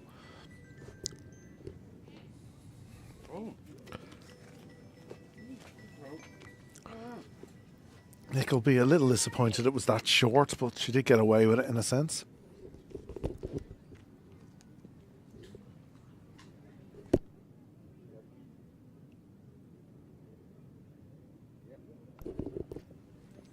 That's a bit too full.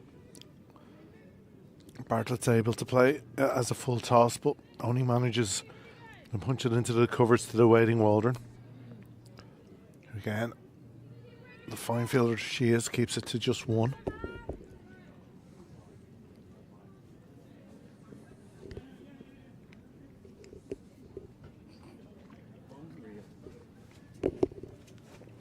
That's very short, but it's in the air. Dropped. Oh, Mullen will be disappointed. She's usually so good at that position. Rush to get away with 1, but Pembroke did as well. You wouldn't say it was the finest delivery this evening, but the chance was there.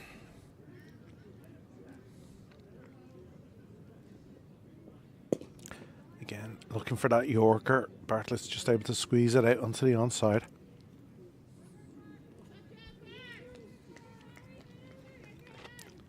So ended the over. 5 runs off the bowler, 6 in the over.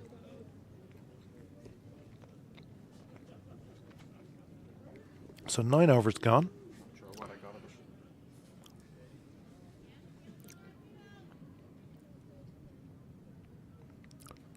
Sorry, 4 off the bowler, 5 in the over. 9 overs, 65 for 1. Par was 65. So, again, it's so tight this game. Rush keeping up with the run rates. Pembroke on a knife edge because any loose delivery will be punished.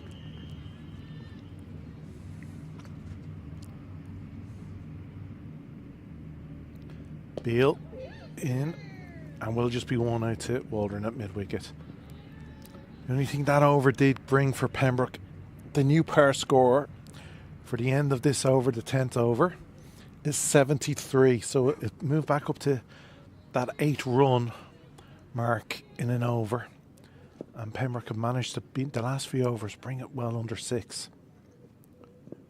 Oh, there's an appeal, and it's gone. It's given. Only the bowler appeal there. I thought I heard 2 noises. But all that matters is the umpire has given it.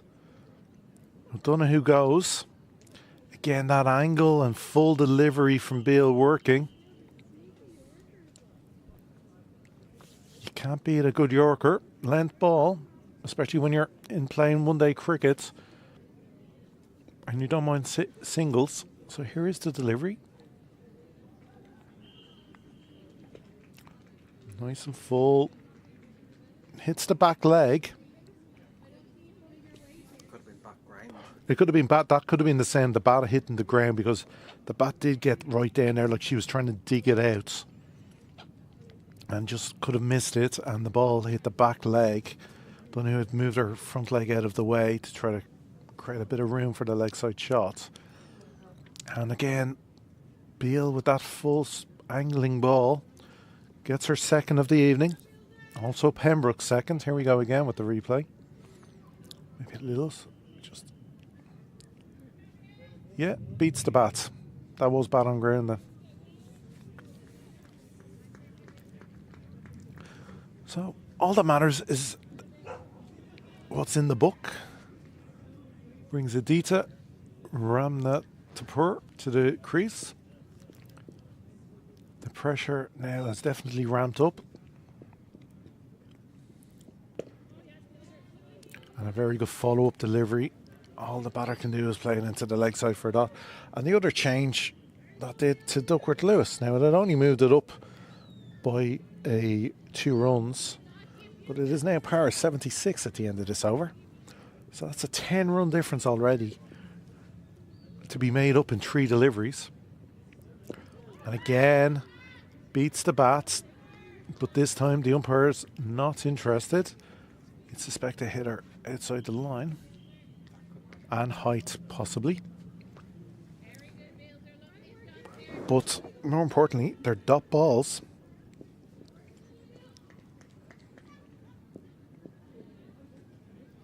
Again, nice and full, but played well into the leg side. Gets Aditya off the mark. Brings Bartlett back on strike now. I think the key here for Rush will be for her to just get a single and get up the other end, because she needs to face as many deliveries as possible to give Rush any chance.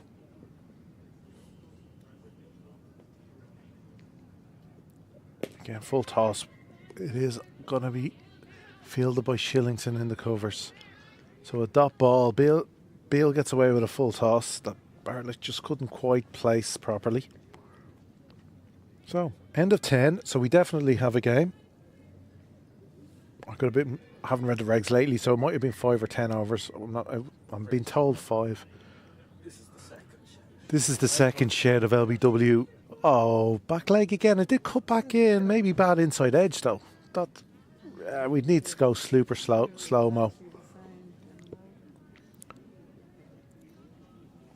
So, a change of ends again for the bowler. We're going to have Zoe Bell coming in at the nursery end.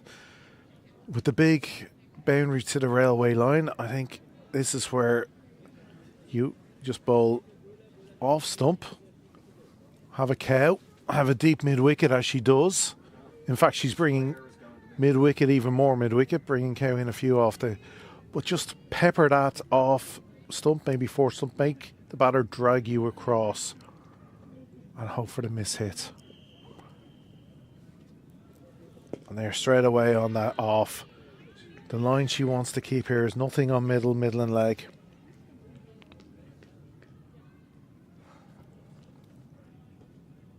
So this is where Pembroke can ramp up the pressure, bowling to the new batter.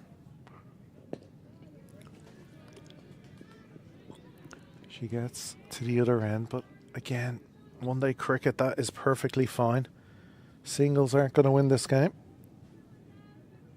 And yeah, Duckworth Lewis, it's kicking in now in Pembroke's favour. At the end of this over, it's gone up to 84 with the score at the moment on 68. So it's starting to look like a chasm at the moment, as long as there are only singles being gotten here, and that is just a single again.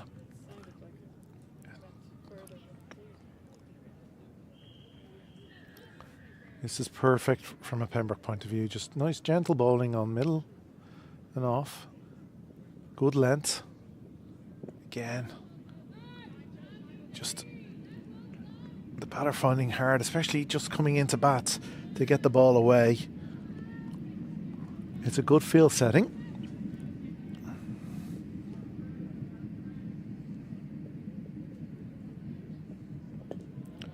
And again, just a dot ball back to the bowler. So, just one to go on the 11th over.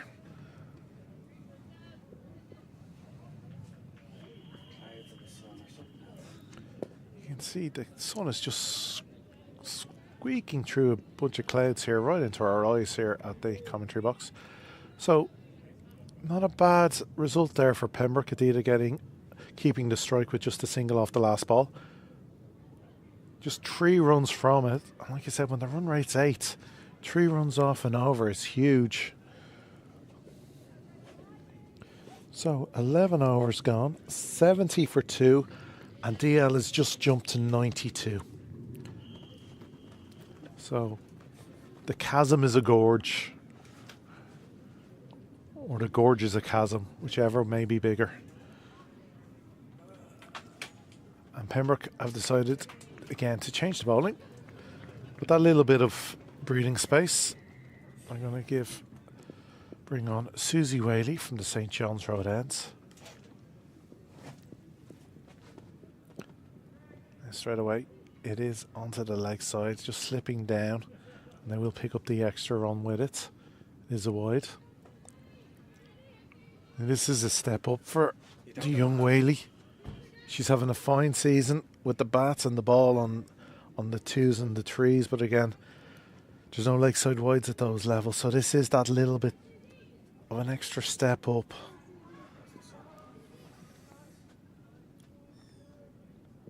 And there we go, that's well bowled onto the right line, and she's bowling to her field. It's just pushed out to deep extra cover with McLean with the easy pick up and throw straight into Kavanagh. Our captain Kavanagh will be very happy if she bowls 5 more deliveries like that.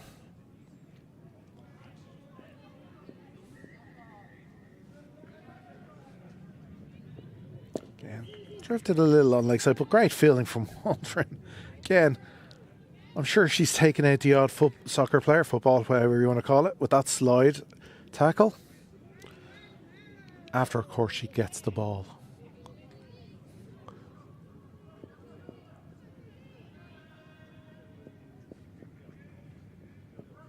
Well bowled, straight through to Kavanagh. That's a lovely length.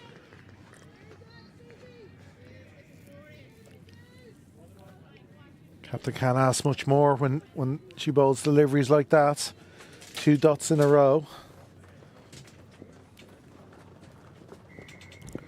And again, a big shout. Not out is the decision from the umpire, but it is a dot. Here we go on the replay. The key is the length here. It's just full straight. Yeah, you'd say that's missing leg stump, just because it was drifting a little. Again, the batter can't get the ball away. Oh, another one onto the legs. Indeed, I can't quite clip that away, and again, just off the pads into mid-wicket where Waldron's waiting to keep it as a dot. So 4 dots in a row here. This is superb bowling from Whaley. And again, it's just outside off. It is played into the covers, but again, that's a good result for Pembroke. You'd have to say at this stage, any time Bartlett isn't on strike is good for Pembroke, and you have to say Rush aren't managing in a way the run chase by taking that single off the last ball with 4 dots before it. So again, 4 runs from an over, 74 for 2 off 12, and DL has hit the 100 mark. So at the end of this over, 26 runs would be needed to be scored just for par. So it is the tightrope over the Grand Canyon. And again, that's well balled from Bell. She's not trying to overdo it, and she doesn't need to in this situation. You just, with a batter not able to go over the top, or doesn't seem to be, you just plop it on off stump and use that offside field. That's well angled. Whaley gives chase down to third and keeps it to 2. That's 2 from first 2 deliveries though. Again, that's not going to be enough.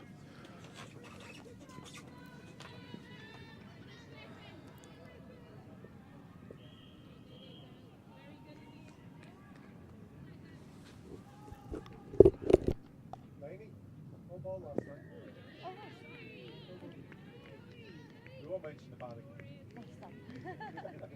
Oh, did I mention the batting? No, brilliant bowling.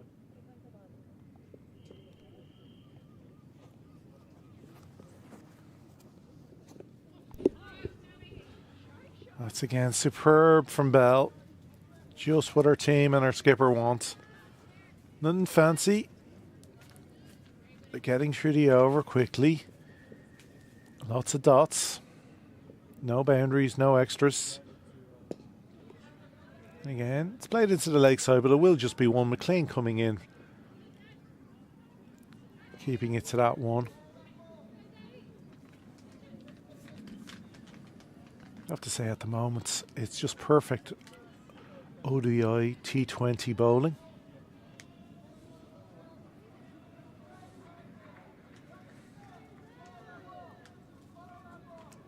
It's been, you would say, at least 5 overs since the last boundary.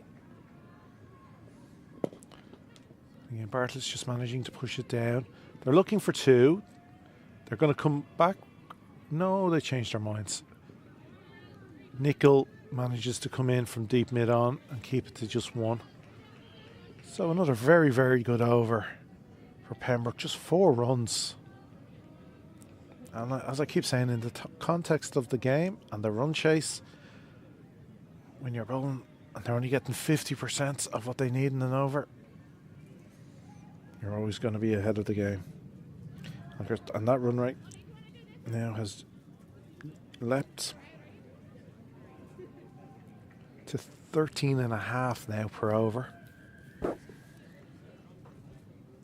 with them going at just 6. 78 for 2. Whaley to continue. Again, she first ball of her over. She does slide down leg side. There's no fielder who's going to get to that, and that is going to be wide +4, so 5 to the total. You could just see she was just a little bit short of her crease there, so she was almost bowling an extra yard, and for somebody young and that height, that's a lot of work to ask to do. Just Just needs to work on the run up there. Just get a little bit fuller on the crease. But DL is now 109 for the end of this over. And that's if no more wickets fall. Oh, brilliant. There we go. She got fuller in her run up. She brought a lovely, lovely length. Big, big swing from Bartlett. The pressure told, knowing she needed to go for boundaries. Knowing that she was required to go big or go home. And unfortunately, for Rush, Whaley has sent her home. So here we go with the replay. The difference between the first, again, she is well short of her line, but she, just nipped in brilliantly. She is just a little bit too short on her run up, I would say. But the wicket, she got the wicket, that's all that matters. The most dangerous player on the Rush team, you would have to say. Again, so many runs this season Bartlett has scored.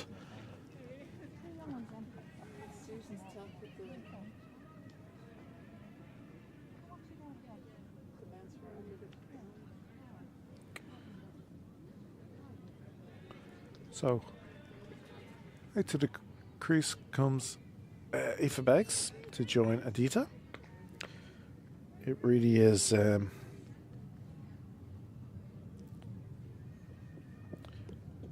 tough ask now for Rush. With Whaley just sliding again down, leg side. Well, if she follows up as she did the last time she bowled a wide, Pembroke could be delighted.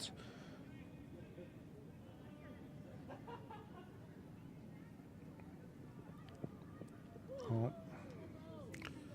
That is just played around the corner off the hip, and it's going to be a leg by.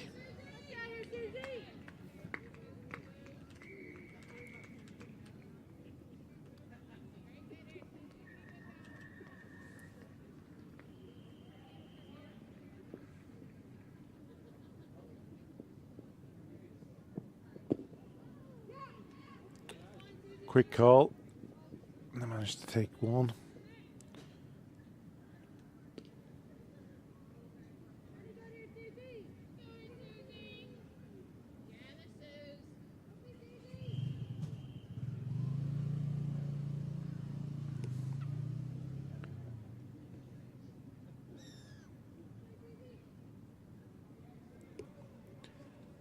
Willie runs in. Again, just on middle and leg, allowing the batter, and a little bit short, allowing the batter just to turn around the corner. Bell with the excellent fielding coming in from deep square leg. But one run is not going to bother Pembroke.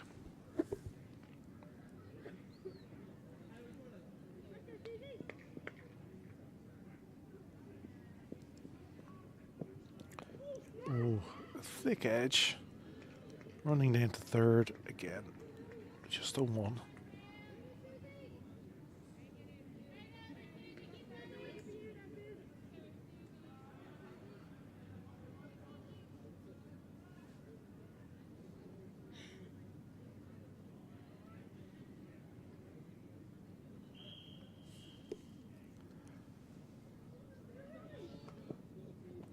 Just again, she's just having a little bit of trouble with her line. Just needs to turn that shoulder over a bit more. It is only going to be leg buys. It does get to the boundary, so no extra deliveries.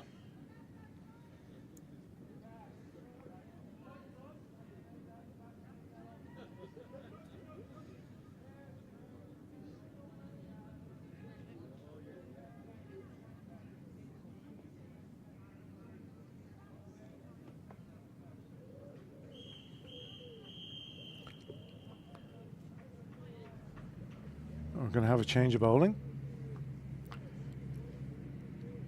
Izzy McLean is going to come in for her second over of the evening.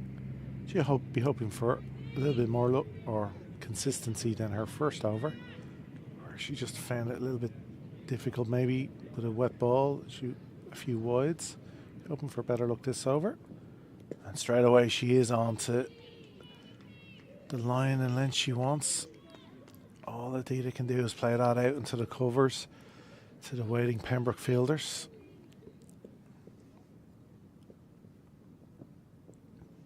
Yeah, gets a thick edge this time. It's going to run down to third, but it is also going to be cut off. They're coming back for two. There is a chance. The call, and it's gone. Brilliant work from Susie Whaley. A backward point.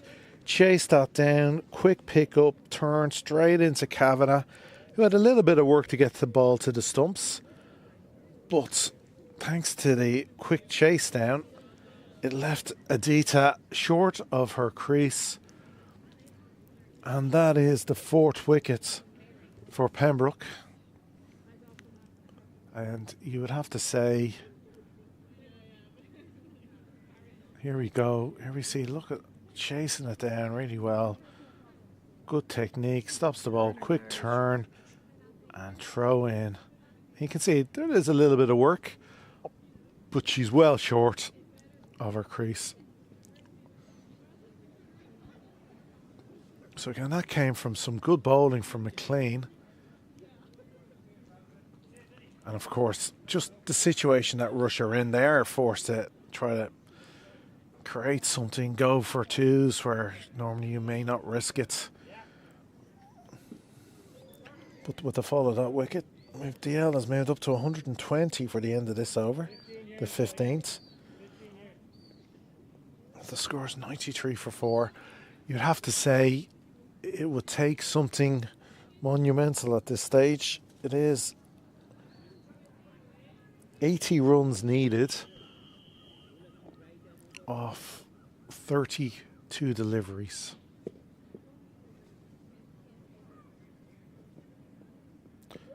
And straight away, McLean just down the right line out, off stump, and I think that is, I could be mistaken, but it might be Eileen Foley into bats. We'll soon find up when scores catch up.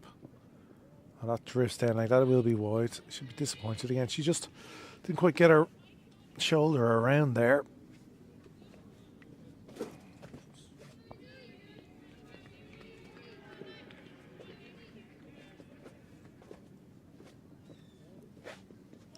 Oh boy, this time overcompensating.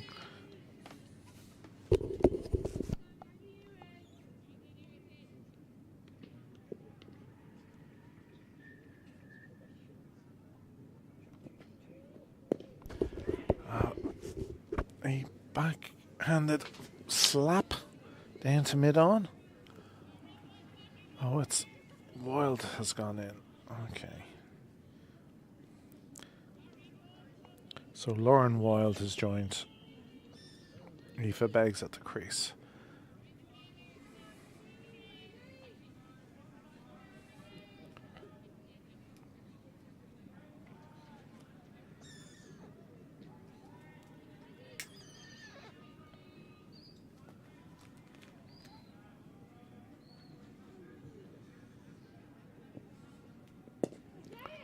Yeah, let's just play it onto mid-off. Nice and gentle throw in from Forbes. Governor probably didn't appreciate how low down it was at her ankles. But just a single. It's a grandstand finish in Anglesey Road or Castle Avenue tonight. Oh, a McLean bowls her. Full. Wild plays over the top. And she departs for just one. And that's 96 for 5 now.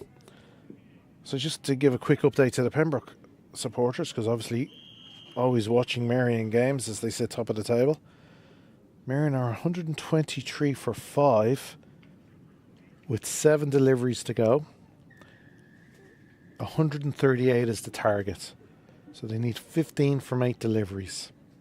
And they are 5 wickets down. Sorry, here's the replay. Back to this game.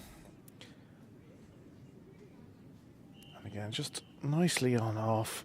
And she plays around it, over it. And you miss, I've hit.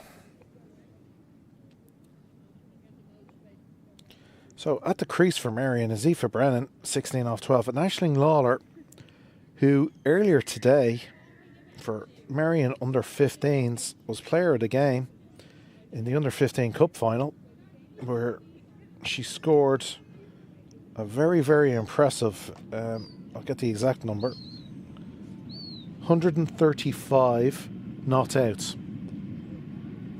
That's a very impressive score in a T20 match at any level, and led her side to the under 15 cup. And now this evening she's been asked to back that up, and from a Marion point of view, bring them home in a very, very tight game against Clontarf.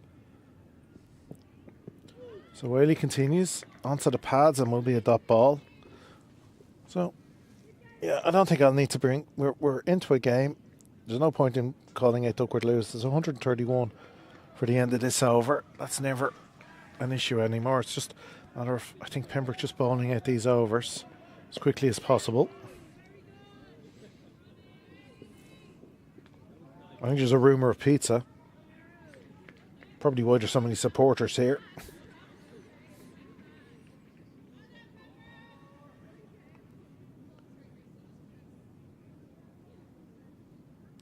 I'm sure it's not as good as at the weekend. Our very own Barry McCarthy was making pizzas after the ones game, and he has a very fancy pizza oven contraption and making them, the dough fresh and everything. And we got to taste them, or seeing the photos, a very professional looking job. I'm sure they tasted delicious.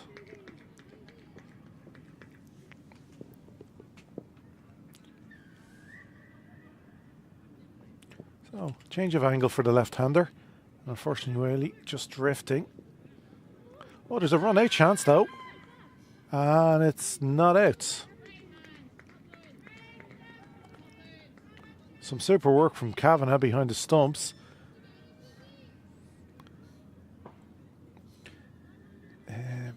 Foley was a little bit slow after getting the call to come through. She was safely home, though.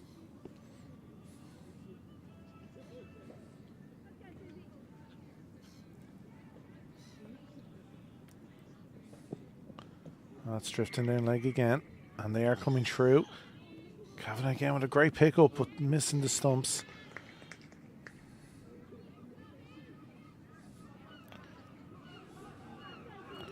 So, Marion have scored 2 off the first delivery. 11 needed from 5. Lawler on strike. She could have if she brings her team home, she'll have a ticker tape parade type day.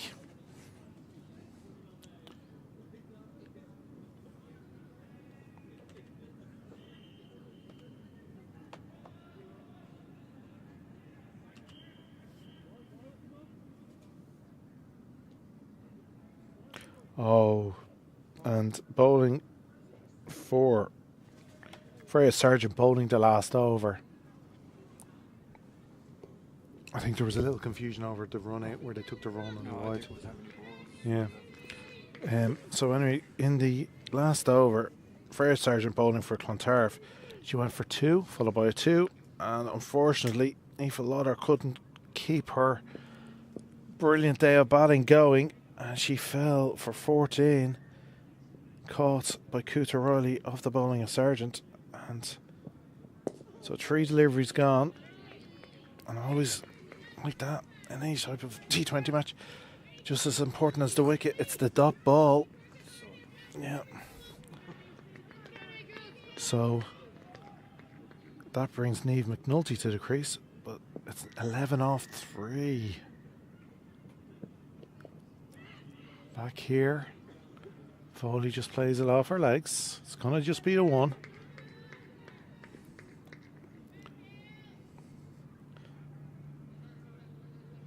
So 2-2 wicket 2 in Castle Avenue. 2 balls to go.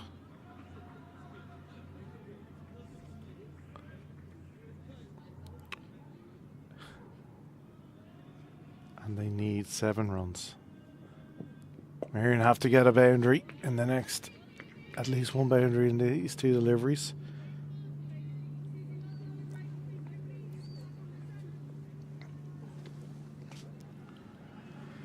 So, back here at Sydney Parade. That's the end of the 16th over. 103 for 5. The match, for all intents and purposes, just hoping to play out these last couple of overs as quickly as possible. This delay, oh, it's all over.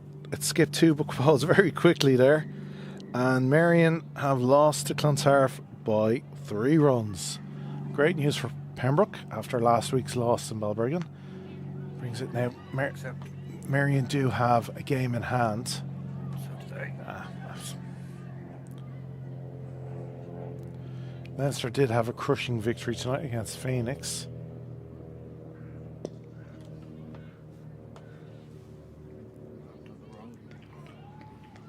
Oh no, it's not. Oh, Yeah.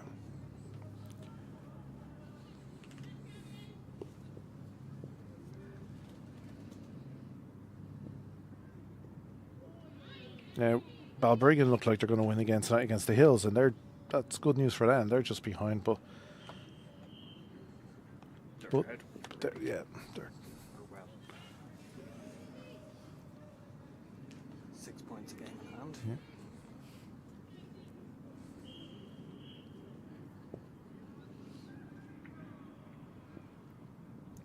That's well ball from McLean. All he can do is just clip it into the leg side where it's easily fielded by Kim Lee McDonald, square leg, with 2 fielders advancing in from the boundary to back her up, and it keeps it to just 1.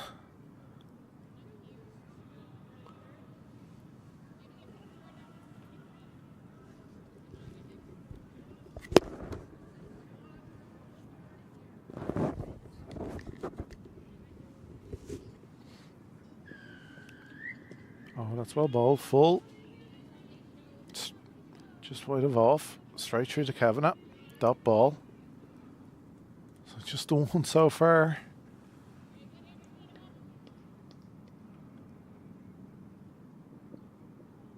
And again, the Beggs is just only manages just to pat it back, and that's another dot.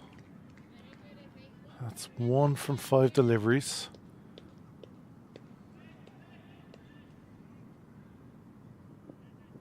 That's a little full. It's a chance though. Waldron's taken it. A full toss has brought the wickets. That's really well fielded by Mary Waldron. Getting around, not easy in these light conditions. Miracle, I got that on camera. And it's a miracle, but Niall always comes up with miracles. He got that on camera. And that is the end of the 17th over. 6 wickets down. Here we see the replay. You can see it, you wouldn't say it's your best ever delivery. It is full. It dipped just enough so it wasn't called no ball. But you can see over her shoulder. Brilliant work from Waldron. And another wicket in the bag for Pembroke.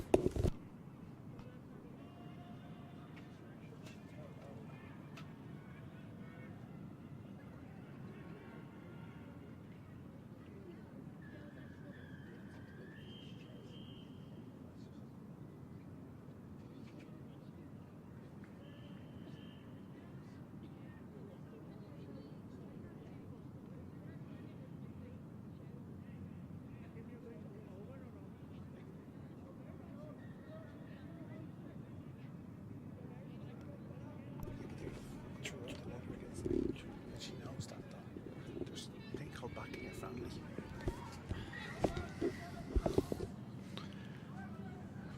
So, Kim Lee to bowl. Just hopefully to clean up here. You can see there behind the houses the sun setting. It's funny, the clouds as the night has gone on have seemed to broken up. It's a pity they couldn't have broken up a little bit earlier and given us some of that sunshine.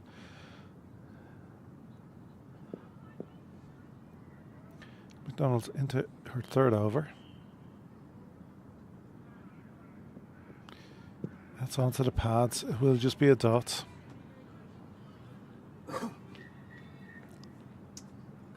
Brought on on the spinners both ends. And Yeah. finished quick before Yes. the light finished Just- it on DL. Just get this. But yeah, no, the scorers don't want a DL finish. They're always awkward to put on the into the system. But yeah, you just get through the overs now because unfortunately, from a rush point of view, the game has well gone past them.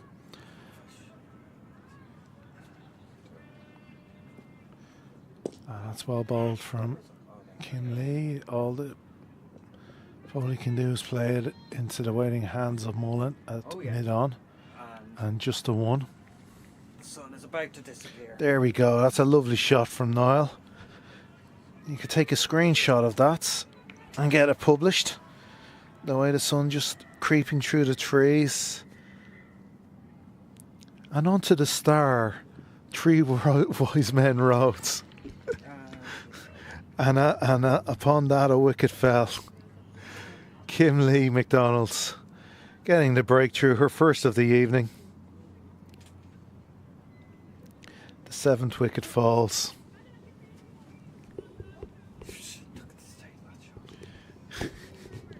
Here we go, full.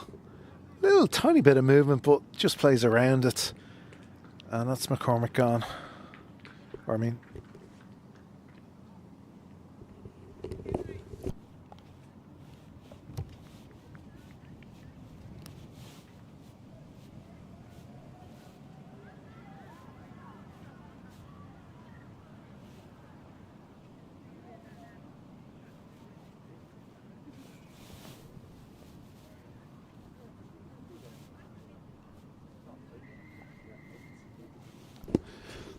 It's just the weather's gone funny here for us right now.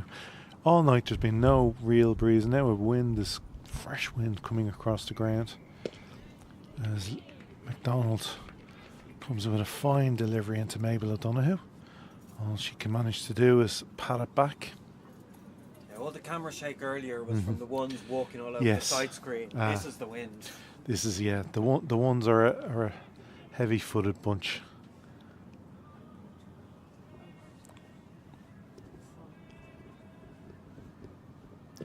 Oh, it's well bowled again, full and straight. Great end to the 18th over from McDonald. Only 1 run from it. And a wicket. 105 for 7 from 18.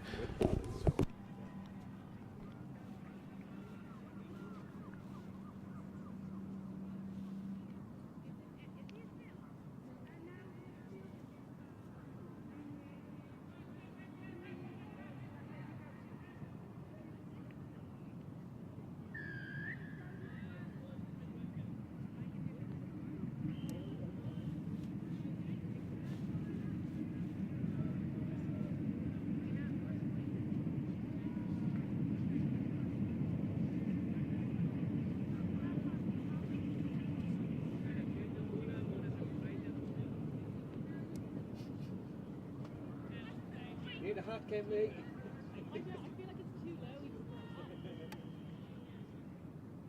About to disappear behind the houses.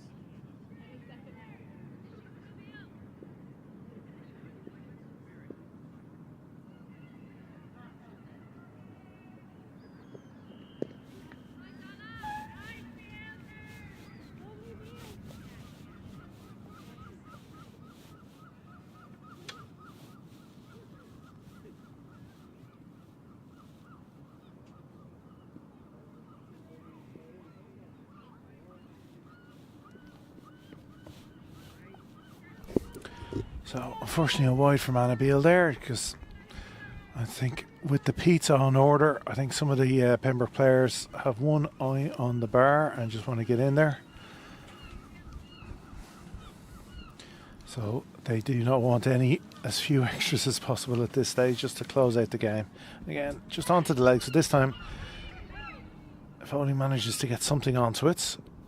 It is. They do come back for the second. This is going to be a run out if she hits. Oh, just misses from McDonald's. You can see here, good run in, gets the body shape right, one-handed pick up, and just Kavanagh realising the only way for the run out would have been the direct hit, got out of the way, and fortunately the ball didn't do them any favours. Again, Beale having trouble with the left-hander facing. Batter looking for the wides, but I think the umpire thinks a hitter. Batter doesn't. Beale gets maybe away with one. It's a dot ball.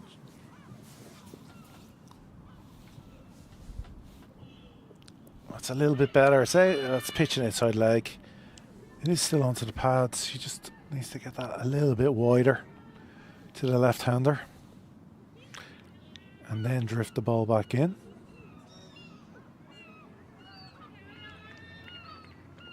He's batting very tight to the stumps.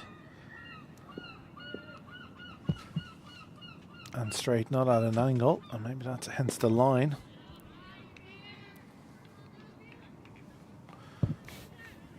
Dot ball.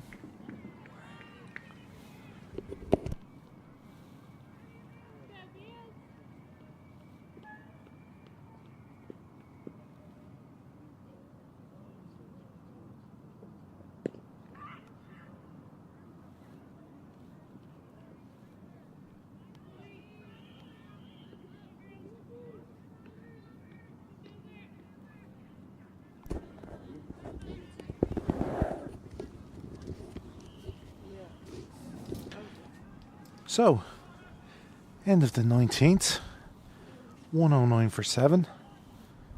Anna Beale finishes her 4 overs, 2 for 14. Now, it might sound a bit weird. She may be disappointed because a lot of those 14 runs came from wides. So she'll know herself it can be that could have been even more improved upon. So, final over of the game. Kimberly McDonald is going to bowl it. Oh, that's a full toss straight through to the to Kavanagh. It is called a no ball, and it is going to be a free hit.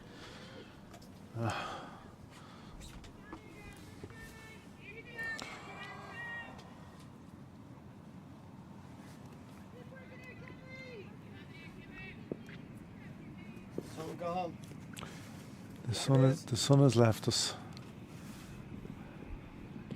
That's better delivery, especially on a free hit. Gets through the batter's shot onto the body and is a dot ball.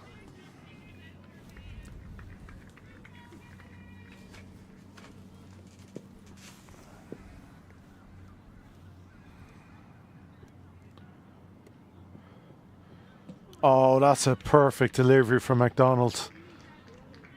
You can't ask for more. Base of middle and leg to a left-hander. Coming right armour in the stumps. Brings the ball in.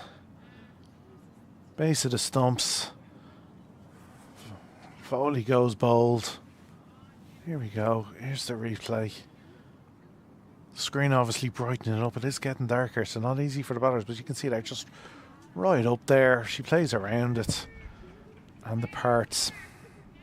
It's McDonald's 2 wickets now in her 4 overs. Well, 4 deliveries to go. She might even pick up, or she'll be hoping to pick up maybe 1 or 2 more. I think some of the Pembroke fielders would be happy if they're just blocked and they get off the pitch quicker. Poor Rusher now 8 down. Elise Jones didn't have a bad night with the ball. She bowled well. Comes out to bat. And that's again just a good delivery.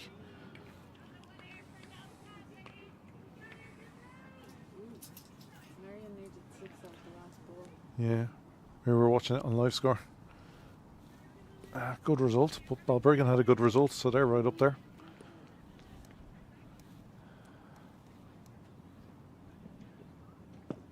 And that's a fine delivery again. Coming back into the right-hander.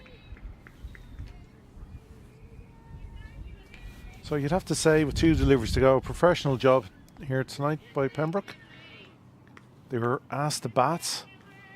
They put the runs on the board with fine knocks from Forbes and Waldron at the top of the order with 50s. Appeal given wide. Little cameo at the end from Kavanagh and Mullen, just to bring it up now with a few extras, bringing it up to 172. I'd say that was the most disappointing thing from Rush's point of view, were their extras, because one thing's for certain, they fielded brilliantly. Every fielder did their job, body behind the ball, sliding, diving everywhere. If they could stop it, they did stop it.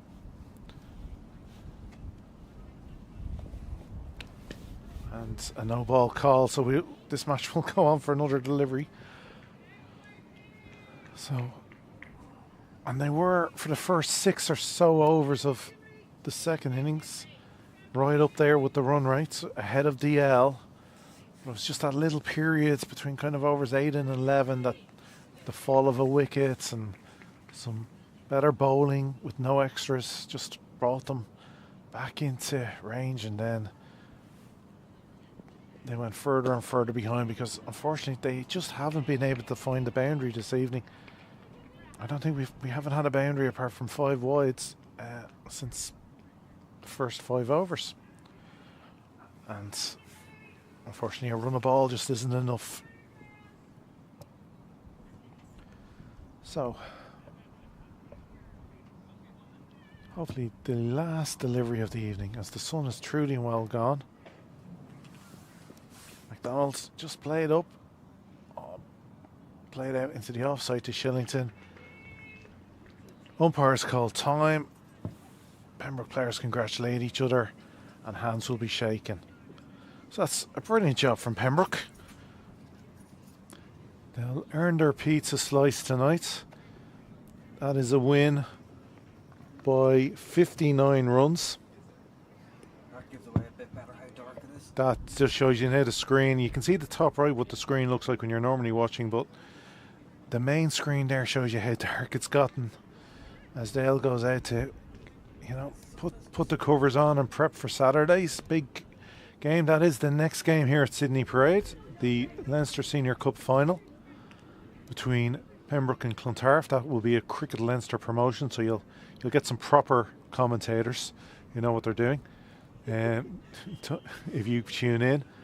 The next game here on a Pembroke production will, I think, be Monday, when the 4th 11 play.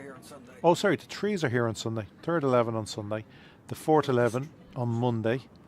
The women's second team are in a cup final on Sunday also.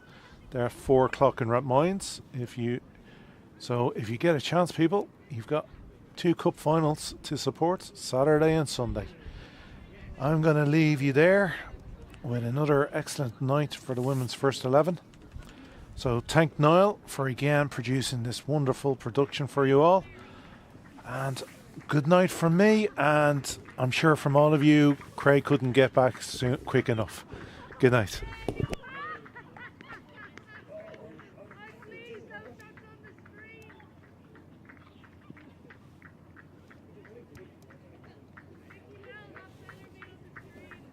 Chillers, the powerful. Oh.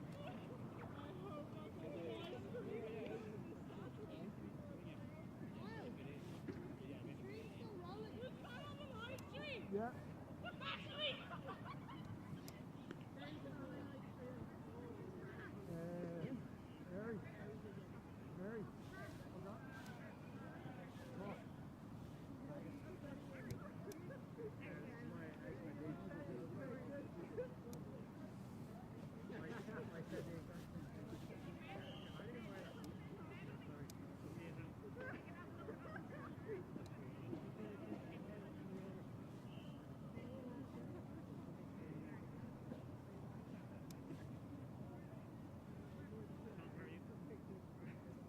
Good.